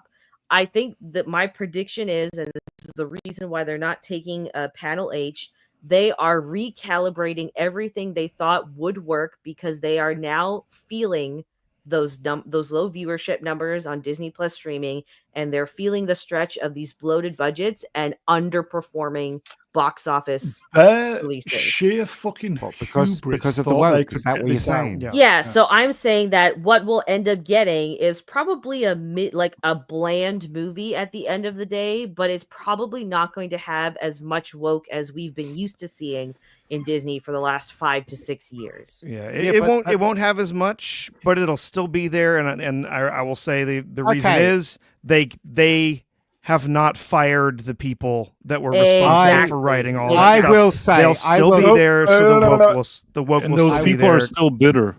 Yeah, I will challenge Vex and say, right, okay, if you're right, then hopefully Avengers Doomsday, whatever it's called, will not have any woke crap in it, right? Oh, okay. Oh no, it'll still have plenty. No. Of it. Hold on. Right, so that means it's still here. Yep. Hold on. Be here. Let me just add a little more context here, okay? Yeah. All of the characters that we now know are going to be in Doomsday were mostly introduced during this woke era of Marvel Disney. So you can't completely erase the woke because of the characters. Of course you can. Hold on. Because of the characters that they're trying to include, but I think they will do their best to be stealthier and downplay it. So you're going to get a lot of stuff where you're going to have strong female characters probably, but it's not going to be the front and center. They're not going to shove it down your throat. I'm going to push back on that. I'm going to push back on that, Vex. What? Okay. That's bollocks, Vex, because if they really want the film to make bank, right, they wouldn't have any woke shit in it. It's obvious that the reason why the films are not working is because they turn in a boys brand into a female brand. Look at the last stupid Marvel film that came out, that Thunderbolt shit. It was just full of woman bosses, right? So hold on, let me finish. If Doomsday comes out and it has a bit of woke in it, even a small bit, you're wrong. You're absolutely wrong. Because the only way they're going to make these films work is to get rid of that. Rid of the woke. But get rid of the woke. Wrenched. Vex is schooling Mega. You can't have it both ways, Vex. Hold on. Beautiful sight to see, everybody. All right, let me just let me speak. She's going to push back, everybody. Here we go. This is going to be good, folks. This is going to be good. Listen. You got to think about all the money that they've put into this, all the contracts that they've signed, all the setup they've done. So they're going to keep all of these characters and all of these actors on board. I imagine they will probably retweak the writing. Nothing to do with writing the script. It's got nothing to do with it whatsoever. You say as you just cut me off when I mentioned the writers. Like they're gonna replace some of those writers because if I remember correctly, there was a whole retooling that happened during the SAG-AFTRA strike last year, which would have taken out a lot of the writers, which were probably attached to some of these pictures. So all I'm saying is you can't get rid of the characters because that foundation has already been laid down. No, however, of course you can. That's not true. They don't have anything else to work on then. It's all in the writing, Vex. It's about the writing. If they write woke, it will be woke. They have to get rid of the woke. Ian, I like how you're just ignoring you two, what I'm saying. You two get a room, for fuck's sake. Well, here's the thing. Vex is absolutely right. When you take the woke out of woke slop, you're just left with slop. But the thing is, they don't. This reminds me of everybody trying to copy the Joss Whedon humor, but they didn't understand the relationships and the character work underlying the humor. So you just ended up with a bunch of cringe jokes. Even if they eliminate the woke, they don't have an understanding of storytelling and character that stories used to depend on. So until they get new people, new writers, new directors, showrunners, it's not going. It may get marginally better, but it's not really going to get better. And so in other words, right, they have to hire real script writers. And if they're not hiring real script writers, they are still sticking to the woke shit. But there are no real in there. There are no. They're everywhere. I'm saying working in Hollywood now, there are plenty of people that can do it, but they're not on anyone's list. It doesn't matter. If Feige wants this film to work, he has to go back to formula, as in Spider-Man says, back to formula, get the real script writers in and save Marvel. And they're too lazy. They're too lazy to go out and find the real writers with talent. Well, Vex knows I love them.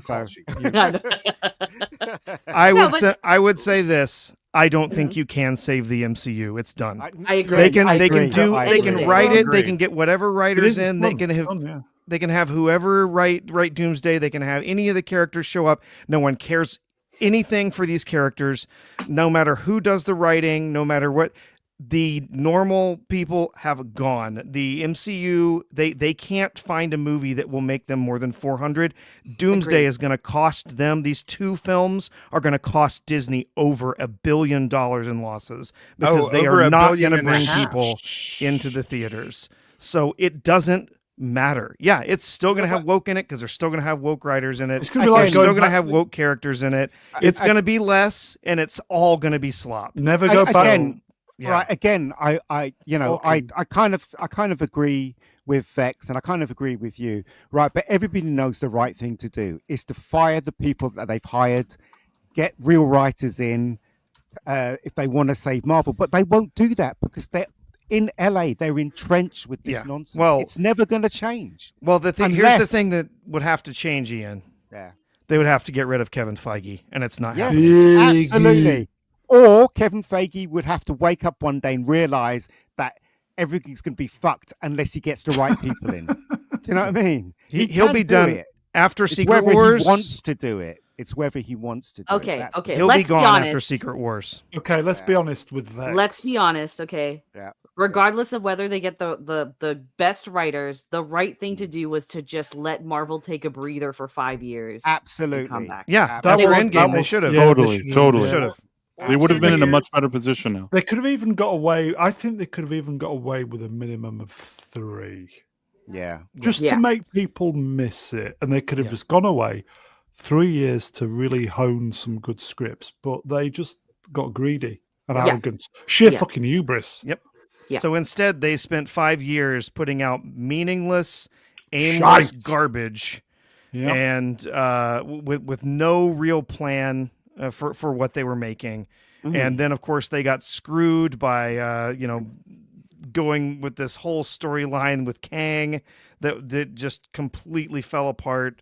But, of course, it fell apart in the first movie they made with Kang. So just it was kind never of a really going to blessing matter. When you look at it that way, right? So there you go. Hostman's Lounge. Hello, my friend. Wrenched. The plebs need their bread and circuses to do. It's funny, right? Because the people that get paid more are the producers, right? And they take a huge chunk out of the budget. Why they didn't want to stop making them, because they were making buck. Sheer fucking greed. Yeah. Again, right, they can do it, but they don't want to do it, right? Because, again, LA's entrenched in all this nonsense. That's the reason why people are abandoning LA.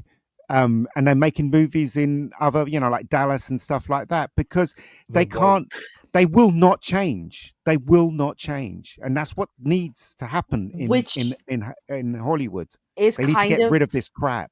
Right. And I think Disney Marvel is starting to catch on to that. Whether that will show in what they put out is a different question. But the fact that they are really tapering their output, they're pushing things back. I think they're trying to at least get back on point. No, their arrogance thought they could bang this out in less than 2 years. Exactly. So I think they're making smart moves in pushing everything back, but whether those will pay off and give us at least decent content, who knows? We shall see. May I do some super chats? Oh, okay. No, go and do your last comment, and then we're going to move on. Until Hollywood in general gets these budgets under control, they are not going to be regularly profitable. You just can't spend $300 million on a movie anymore. Apparently, the $80 million movie's coming back. Apparently, Istophobos Wrench will spot $2, 1.5 hours of wang jokes. You're going to be proud, Mr. B. Do you know what? In LA, right? So I was talking to, literally talk to my friend every week in LA, and he was saying to me the only studio that's working in LA is the one owned by Netflix. Oh, Every wow. other studio is shut down or Shit. struggling to get work to come in. And they actually have this guy, I think it's a Warner Brothers studio, where he's trying to rile everybody, and they had all these meetings, and they're trying to get the politicians involved to actually bring back, a business back into LA. But the only studio that's working is the Netflix studio. That just goes to show how bad things are in LA. It's horrible. Netflix own. Do you know? Yeah, Ultimately, Netflix is Hollywood. Yeah, they just it's only a matter of time before Netflix is everything. Yeah, I guess. If you want to buy a really nice movie camera, now's the time, because all of these production companies, they don't have any work. I was gonna say it's never been easier to make your own film, because like you can basically get like pro editing software for under $500. You don't have to get Vegas Pro or Adobe, right? Yeah, you can film everything on Adobe. Right. You can film everything on an iPhone. It's really cheap to get like mic filters and all of that stuff. So the budgets don't make sense anymore, and people are putting out some really like decent content on like YouTube, and they're releasing it out to Tubi and stuff like that. And it may not have Hollywood production to the full scale, but at least it's got better writing and characters. It's the in producers basically wanting to make just lining their own pockets. That's all it is. My friend said that again, take this with a pinch of salt. He's saying that Marvel Studios now are trying to get rid of the special effects arm, and they've actually hired people that are really good at prompting. So don't be too surprised if the Avengers Doomsday comes out and majority of the effects that's made in there is done by AI and not done by proper people, who normally does it. The budget will still be $400 million. Absolutely. Absolutely. Because they're still going to have $600 million each. They're still going to have welcome to this. They're still going to have 20 producers on each film, and each one's going to take $20-30 million cut. Just get rid of the producers, folks. Price, you want to say? That's what has to be done. I was going to say that I think that the past 10 Marvel movies have been AI. I feel like this isn't the first time or the last that they're going to use AI. Something has bothered me about the past several movies, that beyond activists that are stupid and don't know what they're doing, the laziest thing I can think of them doing is actually secretly going to ChatGPT and getting ideas and somehow building these screenplays, because we've seen some of the worst writing ever in the past number of years in Hollywood. Okay. Arranged. How much would it cost Mega Geek to make Bad Day 2 if he had to make it in Hollywood? Mr. Barron asked me. I think the original was 30K. Ask him, please. No, the original was only 8K. We made that film with £8,000. That's crazy. Yes, I'm saying so, and we were able to pull that off. Just goes to show that independent filmmakers, they could do stuff.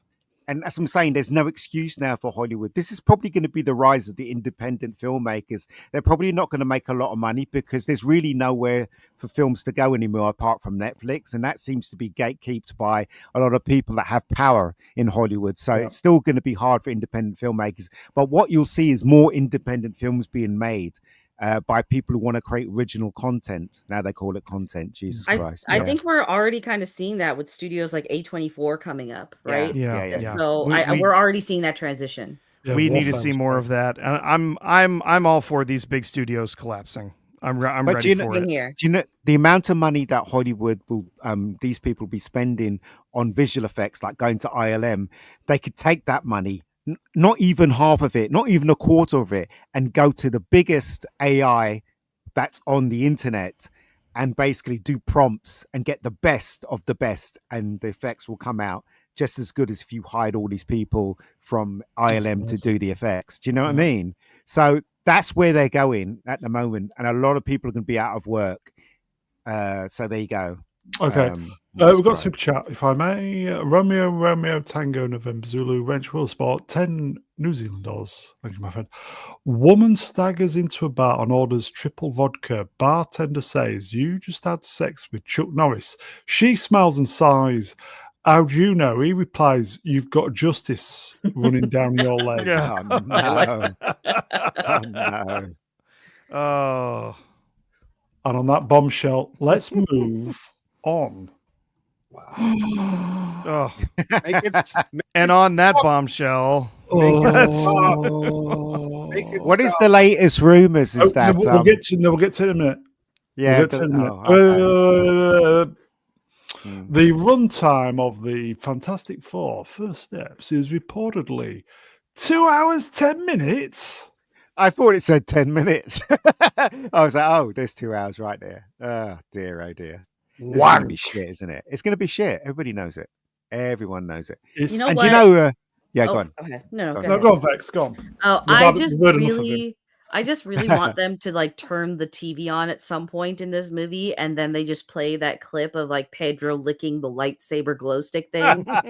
I just want to see that show up in the movie. That's all I really want. But I'm probably not going to watch this either way. I have no Oh. interest in this or Superman. You're a YouTuber. You need to go see it. I think This- that I clip don't, is the yeah, movie. I don't you review know? this But- shit anymore. Vex, this is going to be fucking bad, is this? I don't care. I care more about Jurassic World Rebirth, and I kind of know that's going to be shit, but I'll have fun with it at You got to least. take the rough with the smooth, you know? No, Why has he got no. 4 in the is that his feet? It's got 4 in his. yes, Johnny. on the bottom of the shoes. Yep. What the fuck? Ugh. Well, one of the things that came out from the disastrous test screenings is that this movie is all action and fast paced and no character work whatsoever, which is exactly the opposite of what a Fantastic Four movie needs to be. And Mr. Fantastic hardly uses his powers. That was another rumor as well. Well, I'm Yep. fine with him hardly being in the movie, but the thing is, it's going to be the girl boss versus the silver girl boss, and I have no interest in that. When was this written then? When was it Probably written? last year, end of Yeah. 2023. It was Yeah. shot No. last year, wasn't it? During The script- filming. The script was, well, probably the initial script was like 4 years ago. So, and I'm sure they've tweaked it, but the people who write woke stuff are the ones that are tweaking it. Mm. Yep. They Why set would out from the very get-go to make a female Silver Surfer, and from that point on, this was never going to be a successful movie. And, Then a, why- and a female they led know. Fantastic Four. They Yeah. know, don't they? It doesn't work. Now Yeah, they're they know tweaking it's- it. They know it's wank. Yeah, they No, didn't no. even try to hide it. They were proud of it being Sue Storm is going to be the leader. We might not even cast a Reed Richards the first time this movie was brought up. I saw a video this week that Grace Randolph was all bitter because she's saying that she hates the term MCU, but this movie is MCU. And if Grace Randolph is sitting there all bitter saying that, because she hates saying MCU, like she likes all that woke stuff, and she's admitting that this is like a girl boss movie and that it's annoying, I think that that's not a good sign. Yeah, no, she said she hates the term, but has to admit that it's accurate. Well, if it's Right. accurate, how do you hate it? Because she's just she's annoying because it goes against her stupid bullshit. But even she has to admit that she's full of shit, and that as much as she doesn't like the term, yeah, no, it's true. Even though she doesn't like the term, she's admitting it. It looks like she's suffering while she's admitting it. She's like, "Oh, I hate that term. I hate that term." So I Did she hate that tell- term. But let's be honest, it's all MCU. And like once she's saying that about this movie, and I think she saw like an early screening or some test screening, I Yeah. think that this movie is in trouble unless they're reworking it to make it less girl bossy. I think this is going to be a very girl boss movie. Did she tell you this when you were on a date with her? I've never met her.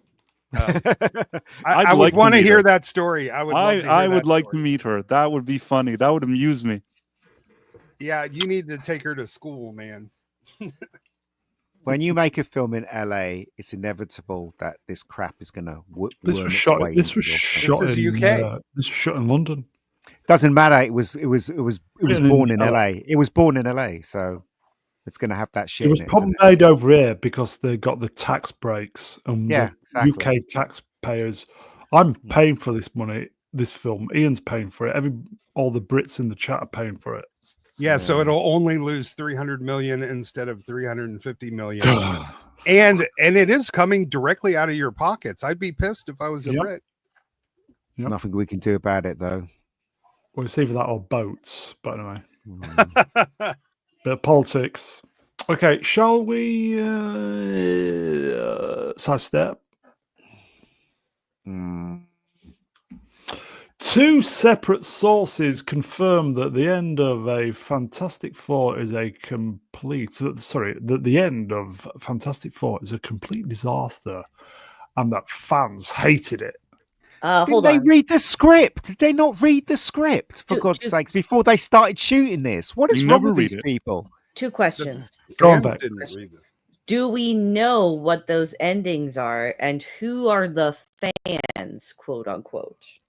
Don't know. The fans are the test screening audience, yeah, because they don't release the script publicly. And yes, we do know how it ends because okay. Can we talk about that or no spoilers? Nobody cares. Talk about it. You can't. Can someone? Yeah. Okay, can someone put the link then in the chat, because I'm going to go read it myself then. What the spoiler is? Well, I mean, basically, what's been rumored from a few different places is that what happens at the end is that when Galactus is attacking the Earth, that they're fighting back, and then Sue Storm and the Silver Surfette have a heart-to-heart where she convinces the Silver Surfette that she needs to help them fight back against Galactus. After which she finally realizes that she needs to stop Galactus, so she turns on him, rushes at him, and then pulls some device out of somewhere. She must have a pocket. I'm not sure what, prison pocket, perhaps. I don't know. Pulls out a device and attacks Galactus with it and kills him. They hug it out. We don't know where the device came from. We don't know what it is. We don't know who made it. But the Fantastic Four have absolutely nothing to do with defeating Galactus.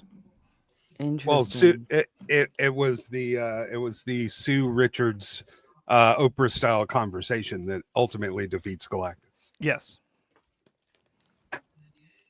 And then they travel through a multiversal dimensional wormhole and end up in our universe. The original ending was that the Earth got destroyed and they ran away and ended up here. So I don't really see how one is much better than the other. I almost wanted to finish the channel at that moment. It was just a low, just knowing that this shit is around the corner. We've got a super chat, folks. Mega Spider-Man wrenched €5. I don't always agree with you, Vex, but fair play on the arguments. Was very good. Price plus Ista, what's the inspiration behind your avatars? Who wants to go first? Ista, you can go first. Okay, well, I'm very old, so I grew up reading John Carter of Mars books. And my original avatar is Deja Thoris standing out on Mars.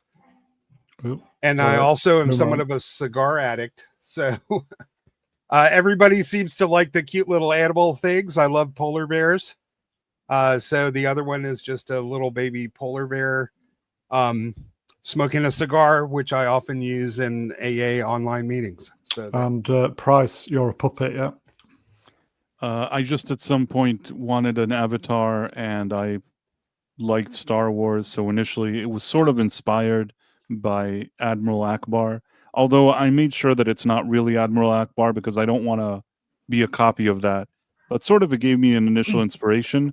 And the crown came because of Sam Smith, because when he added pronouns, I made a stupid joke and then I put a crown on my head. And since then it's been on there.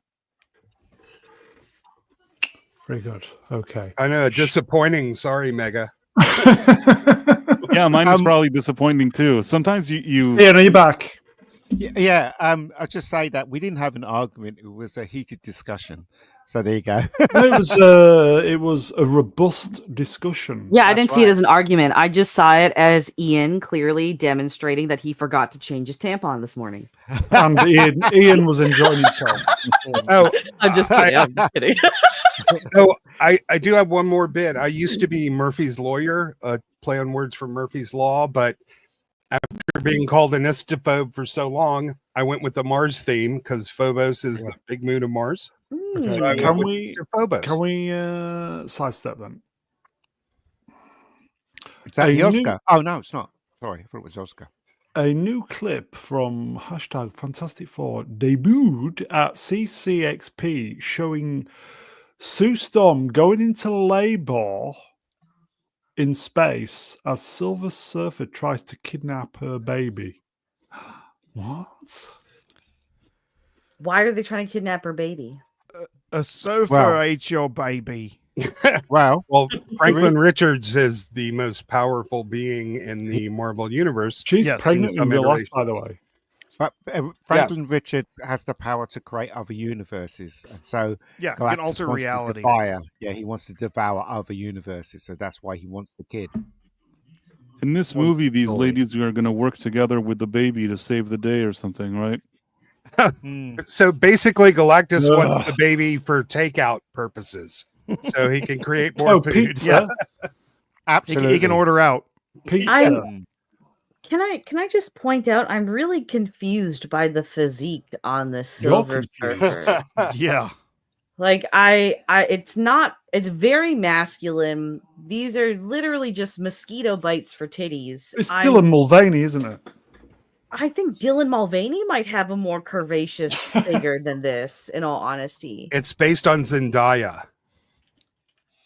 Is it actually? I thought it was Julia Garner who was the actress. Yeah, it's Julia Garner, Well, Julia Garner is based on Zendaya, so there. Oh. I don't know. I'm just you could have gotten at least just stuff her fucking bra then or something. Just give this some curves. I just like just looking at it, just like it looks more like they forgot to add boobs on her, and so they put it on and like they at the last minute, because everything about this just looks like a man.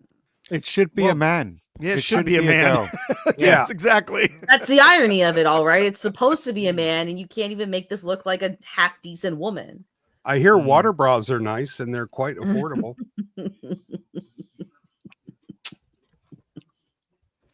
That's what happens at the ending. They both team up to save the planet, and they do. Both of them save the planet because she has something on her that can destroy Galactus. It's not just a girl boss; it's girl bosses squared. This is where you need a stunt double with tits should be taking over the Silver Surfer part. Let's be honest. Let's be honest. Okay. I don't know what's next. Possibly a sidestep. Don't know. Oh, that was it. Okay. Or a downgrade.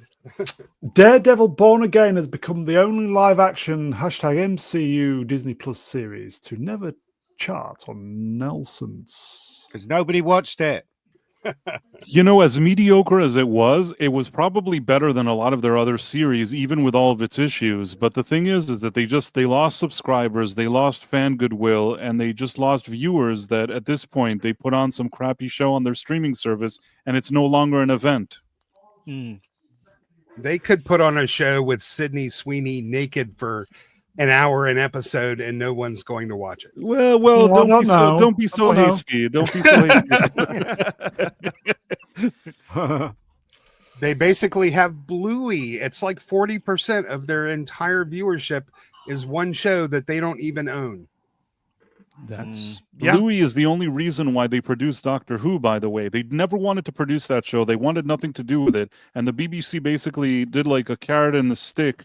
They're like, oh, you want Bluey? Well, you're going to have to give us some money to produce this crappy show that's almost about to collapse. And then they thought maybe that they'd do something and it would be good. But at this point, I feel like Disney even for Bluey, probably regret ever getting involved with this whole Doctor Who thing. I feel like if their contract allows them to run away and never have anything to do with Doctor Who again, Disney will do that in the morning. What is Bluey? Is that alien? No, it's a show with the little dog. It's an Australian. This blue creature that I don't know why people like it. I looked at it once for a few minutes and it annoyed me. Are you fucking 2 years old, Price? That might explain why you don't like it. It's an Australian kid show about a blue heeler, which is a breed of dog, and that's why they call her Bluey. It's actually a nice, wholesome, family values show. But it is wholesome for you. I'll tell you what, the mafia could learn a little bit from tactics of these Hollywood studios. You know, hey, that's a nice show you got there. It would be ashamed if you weren't able to broadcast it anymore. Like, geez. So Daredevil is going to have Jessica Jones in it the next season. They're hoping that I don't rate that actress. She's like her. Have you seen the trailer for the new Dexter series? Yeah, terrible. It's an all-star cast in the Dexter series. My gosh, it's got Dinklage, it's got Uma Thurman, it's got her, Jessica Jones woman, and it's got other people in as well. So it's an all-star cast for this one because the last 2 seasons had big ratings. So Well, I thought it was they dead brought him though. back. They brought him back. He He's was back. dead. Yeah. Yeah, he's back. So there you go. By the way, the Dexter trailer, it makes no sense to make Peter Dinklage your victim because Dexter could literally just fucking crotch punt him into the Hudson River and it would be over. Like, there's nothing he's got to set up for a dude that's only like 2 feet tall. Yeah. Okay. Shall we move on? Jimmy will fix it. Easy. Chris Hemsworth has released a statement thanking Marvel fans for supporting him as Thor. Playing Thor has been one of the greatest honors of my life. For the last 15 years, I have held Mjolnir and then Stormbreaker as the god of thunder. But what made it truly special was sharing it with all of you. Your passion, your cheers, and your love for this character have meant everything for me. Thank you for making my journey through the MCU unforgettable. Next up, the delayed Doomsday. So he didn't mention going through the same character arc 3 times across 4 movies. Ugh. He's not happy, you know that, don't you? No. Yeah.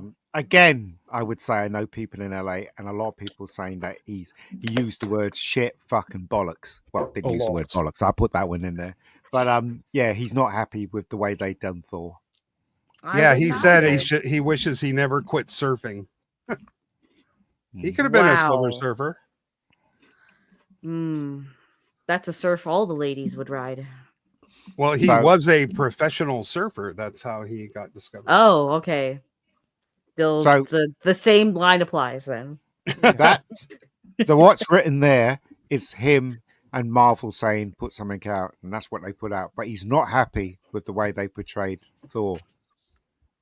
The original Thor movie is a great movie. I think it's got issues in the second half. The first half is really good. Second half, it's got heart though. It's from the right side. It's really good. My son and I love Thor. It was our favorite MCU movie until maybe The Winter Soldier, and we watched it together dozens of times. That's when Marvel was Marvel. It wasn't owned by DC. Sorry, Disney. Sorry. So there you go. Yeah. What are you eating, Ian? Biscuits, chocolate biscuits. I'm hungry. Listen, I know a lot of men who kind of had man crushes on. Oh, he did. He's got the right attitude as Chris Hemsworth. Yeah. He puts the time in at the gym as well. He's got the all those roids are doing great. Yeah. Taika Waititi seems to actually enjoy pissing fans off. That's what I Titty, don't like about. Yes, he does. Destroyed Thor. Titty. Yeah. But I mean, Hemsworth is supposedly a really nice, down to earth guy and very likable, from what I've heard. So it's a shame he was done so dirty. Yeah, Caps was hurt bad. As long as he doesn't come back as Fat Thor, it should be okay. I want him to just do more action movies. Like Extraction is right up his alley. He should just be capitalizing on being an action star right now instead of doing, bending to Marvel's ways. Yeah, we need some action stars. We need some back. They probably paid him a lot of money. He's 41 years old, so he still has some time to do. Yeah, he's got about another five years. He was very upset by the last Thor film. And what people thought of it. He was openly talking about talking with friends and talking with kids, like other people in his family about the last movie, and them saying it was awful, and he was upset. He was mad. Why would you say that? Thank you for saying that. Behave. Hey, listen, Hemsworth and Henry Cavill are the same age. I'd love to see a Bad Boys remake with both of them. Wow. I'd love to see them in a movie together, man. Like the two most masculine symbols in cinema doing a movie that just kicks ass. Who I wouldn't just want go to to see him that? go down the Go road down? that You want to? Oh, Sorry. like seeing him do that, right? Choice of words. I want to see him do what Jason Statham is doing. I just want you to do a bunch of like awesome high tea action movies. Yeah. I don't care if they're silly or goofy. They're entertaining as heck. He did Extraction, and I thought that was a step in the right direction. Maybe make it a little more lighthearted, but really, No. What the fuck are you, Bryce? Come on, make Extraction lighthearted. It a works comedy. so well because it's not lighthearted. No, I'm just saying that like I like those movies for what they were, but I'm saying maybe those kind of action movies with just a little more levity and just have him kick a bunch of people's asses. Yeah, just be an action star. Yeah. Right. He should totally if he lived in the 80s, he would be an action star. Only in like 2025, he has to be like third fiddle in some stupid comedy remakes where they tell him that he's an idiot and things like that. In any other era, much like Henry Cavill, they would have been action stars that everybody was cool with. Well, he did live in the 80s, but it would have been They did have a little bit of humor in the last Extraction, especially the ending. Do you remember the ending, Vex? When they're both lying on the ground? Not really, no. So they're both lying on the ground after this big fight, and the villain says, "I'm not going to stop. I'm going to keep," and he just shoots him in the head. I thought that was hilarious. Oh, yes. That was hilarious. Absolutely hilarious. So there you go. So they do have a bit of humor. Hilarious. Oh, okay. It's the way they did it. It was quite funny. Okay. Shall we move on then? There you go, folks. Mr. Tom Cruise has released a thank you message after the opening success of Mission Impossible Final Reckoning. Thank you to audiences everywhere for whom we all serve and for whom we all love to entertain.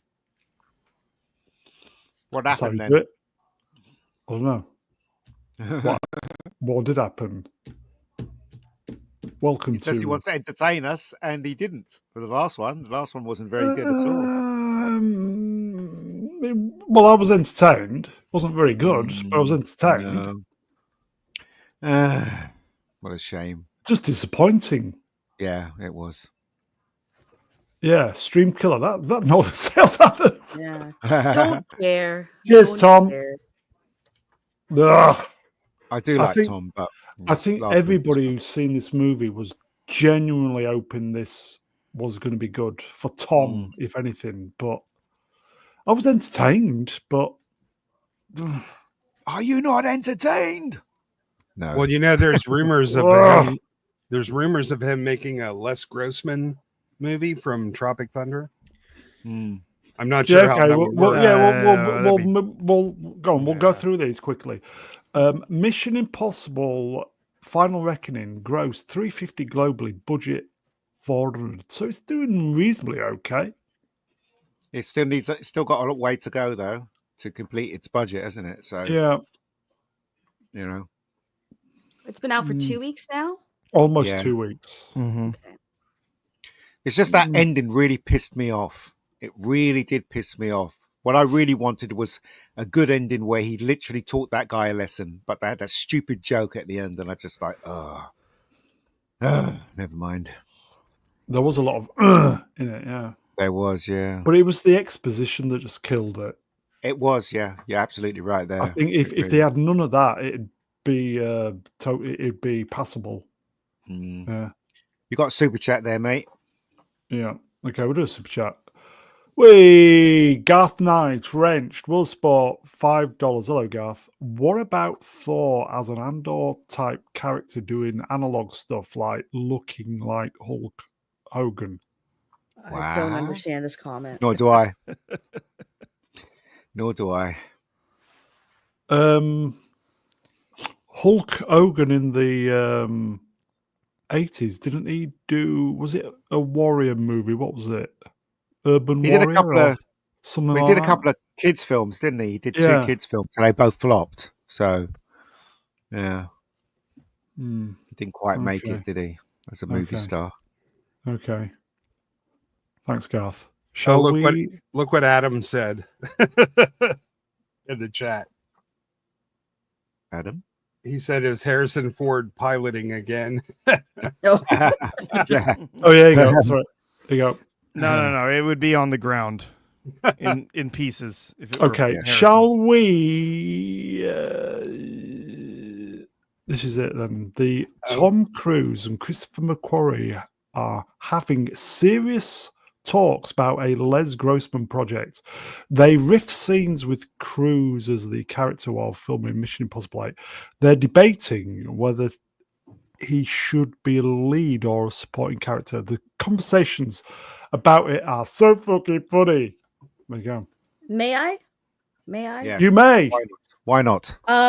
I like Les Grossman as a character. He works really well in Tropic Thunder. The Tropic Thunder script was in the works for the better part of 2 decades, which a lot of people don't realize. Wow. If you give Les Grossman his own movie, then you destroy what works so well about Les Grossman. Mm-hmm. If you make him your lead character, then all of the mystery is gone. The quirk is gone. The shtick is completely gone because nobody wants to see a guy being fucking Harvey Weinstein, which is essentially what this was based off of. Be Harvey Weinstein for an hour and a half to 2 hours. So if you bring him back as a character, that's good, but just keep it minimal like they did in Tropic Thunder. Again, those lines are memorable because they undercut how stupid everything else was in the film.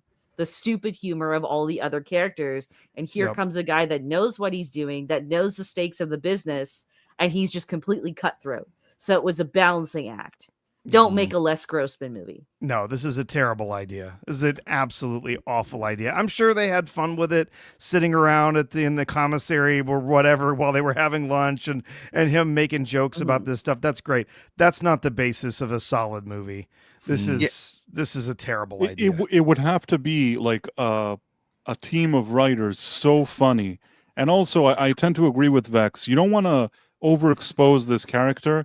Maybe if there was, let's say, a movie about like a behind the scenes in a studio that's a satire about studios, and this is like the big boss that everybody hates, I think that could have been funny. Every time he enters, he's the same asshole that you remember, and maybe there's other situations happening, maybe. But the truth is, Hollywood today can't even make movies like that. I saw recently that Seth Rogen one that he does the studio, and some people are like, oh, it's really funny. No, I watched it and annoyed me. So I don't think they're capable of doing funny things like this right now. Yeah, nobody wants to see Harvey Weinstein have an arc. They don't want to see him go through a character arc. Right, I agree.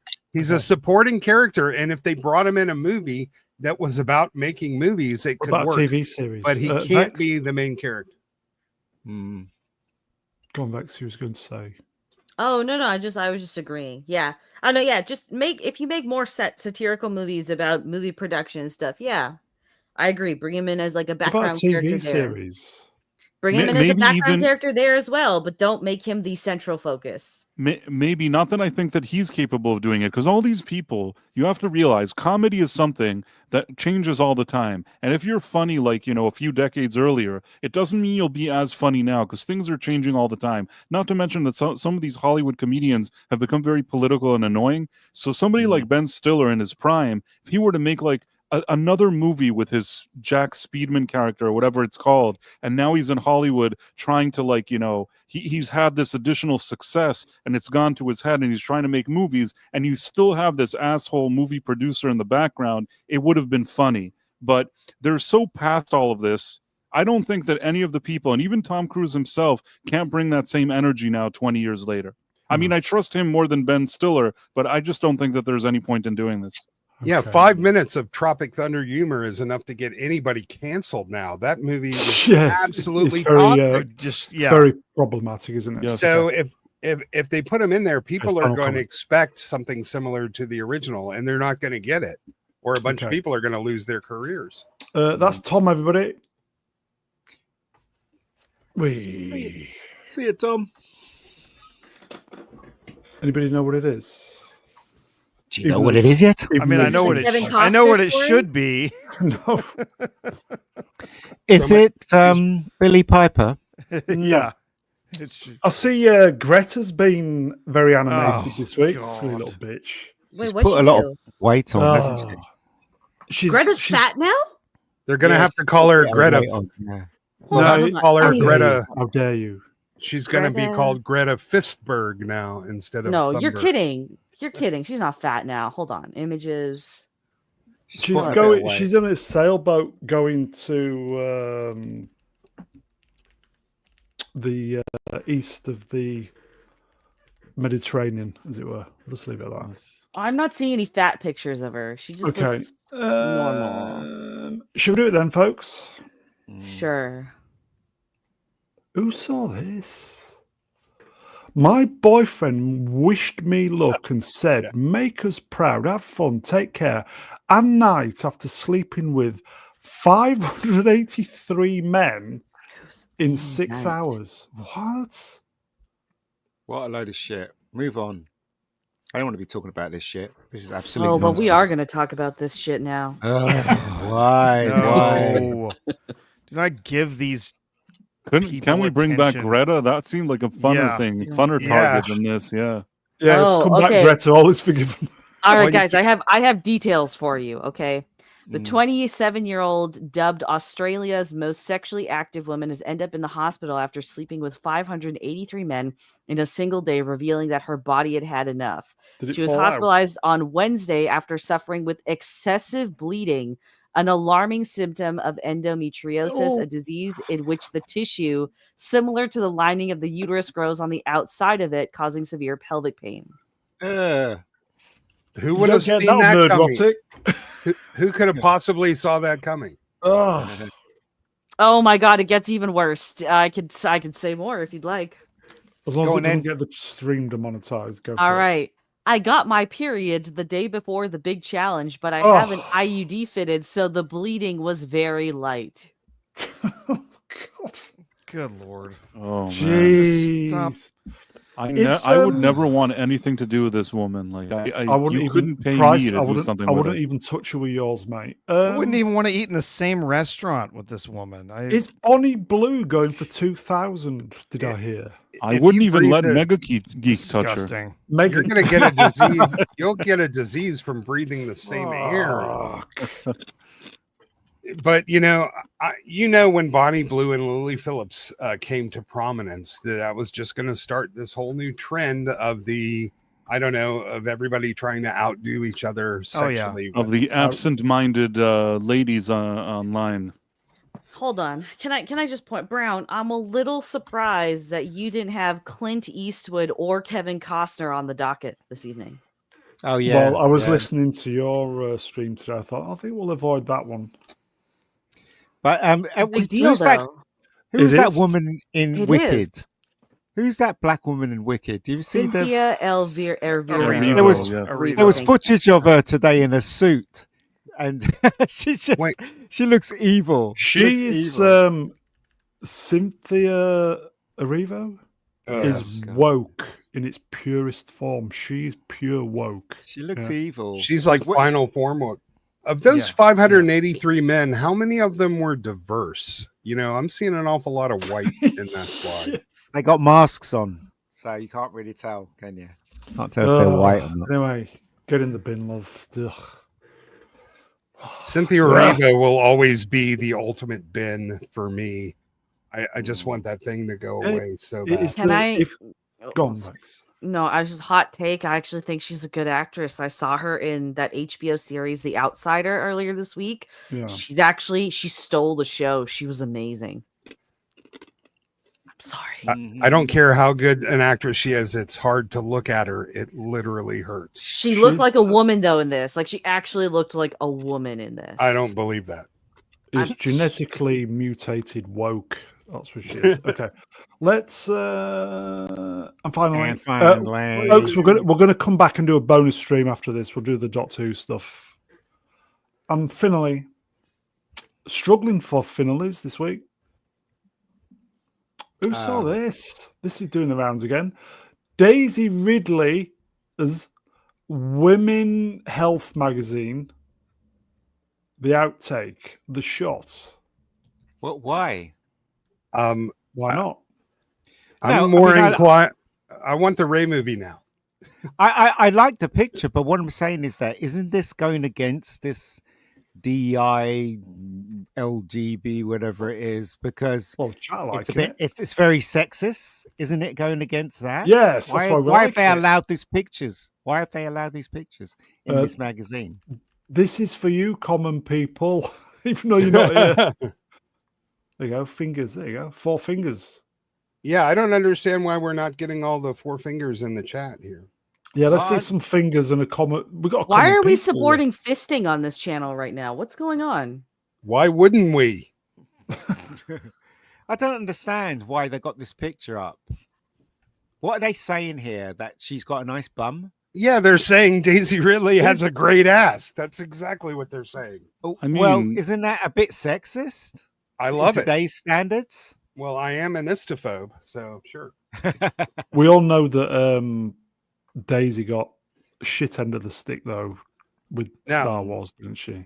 It is a bit of an optical illusion. If she turns all the way sideways, it's still relatively flat, but from this angle, it can fool the eye. Nah, she's got a nice ass. Yeah, I'm not saying otherwise. I'm just saying it's relatively flat. We'll be getting comments afterwards and say, oh, fucking incel vibes coming after you, whatever. Yeah. Okay. That's Daisy, everybody. We're going to come back. Why is she in the bin, though? She's not in the bin. We've moved past that. Oh, this is us climbing out of the bin into those. Oh, I see. Remember, Ian, okay, just do you remember that one before? Oh, and do you remember finally, that? Yeah. Do you remember? That. Your tissues are in the bin. I remember. Okay. Listen, at my age, everybody's celibate, okay? That's just how it works. Yeah, we're incels on this channel. I'm proud of it. Okay. Somebody said I've got a nice ass. Thank you. No, you talk out of it. No, look, Spidey. No, you talk out of it. Okay. Mega Geek. Oh, she's got a nice ass. Yeah, she's got a nice ass. Billy Piper could be Dr. Doom now that I look at that photo.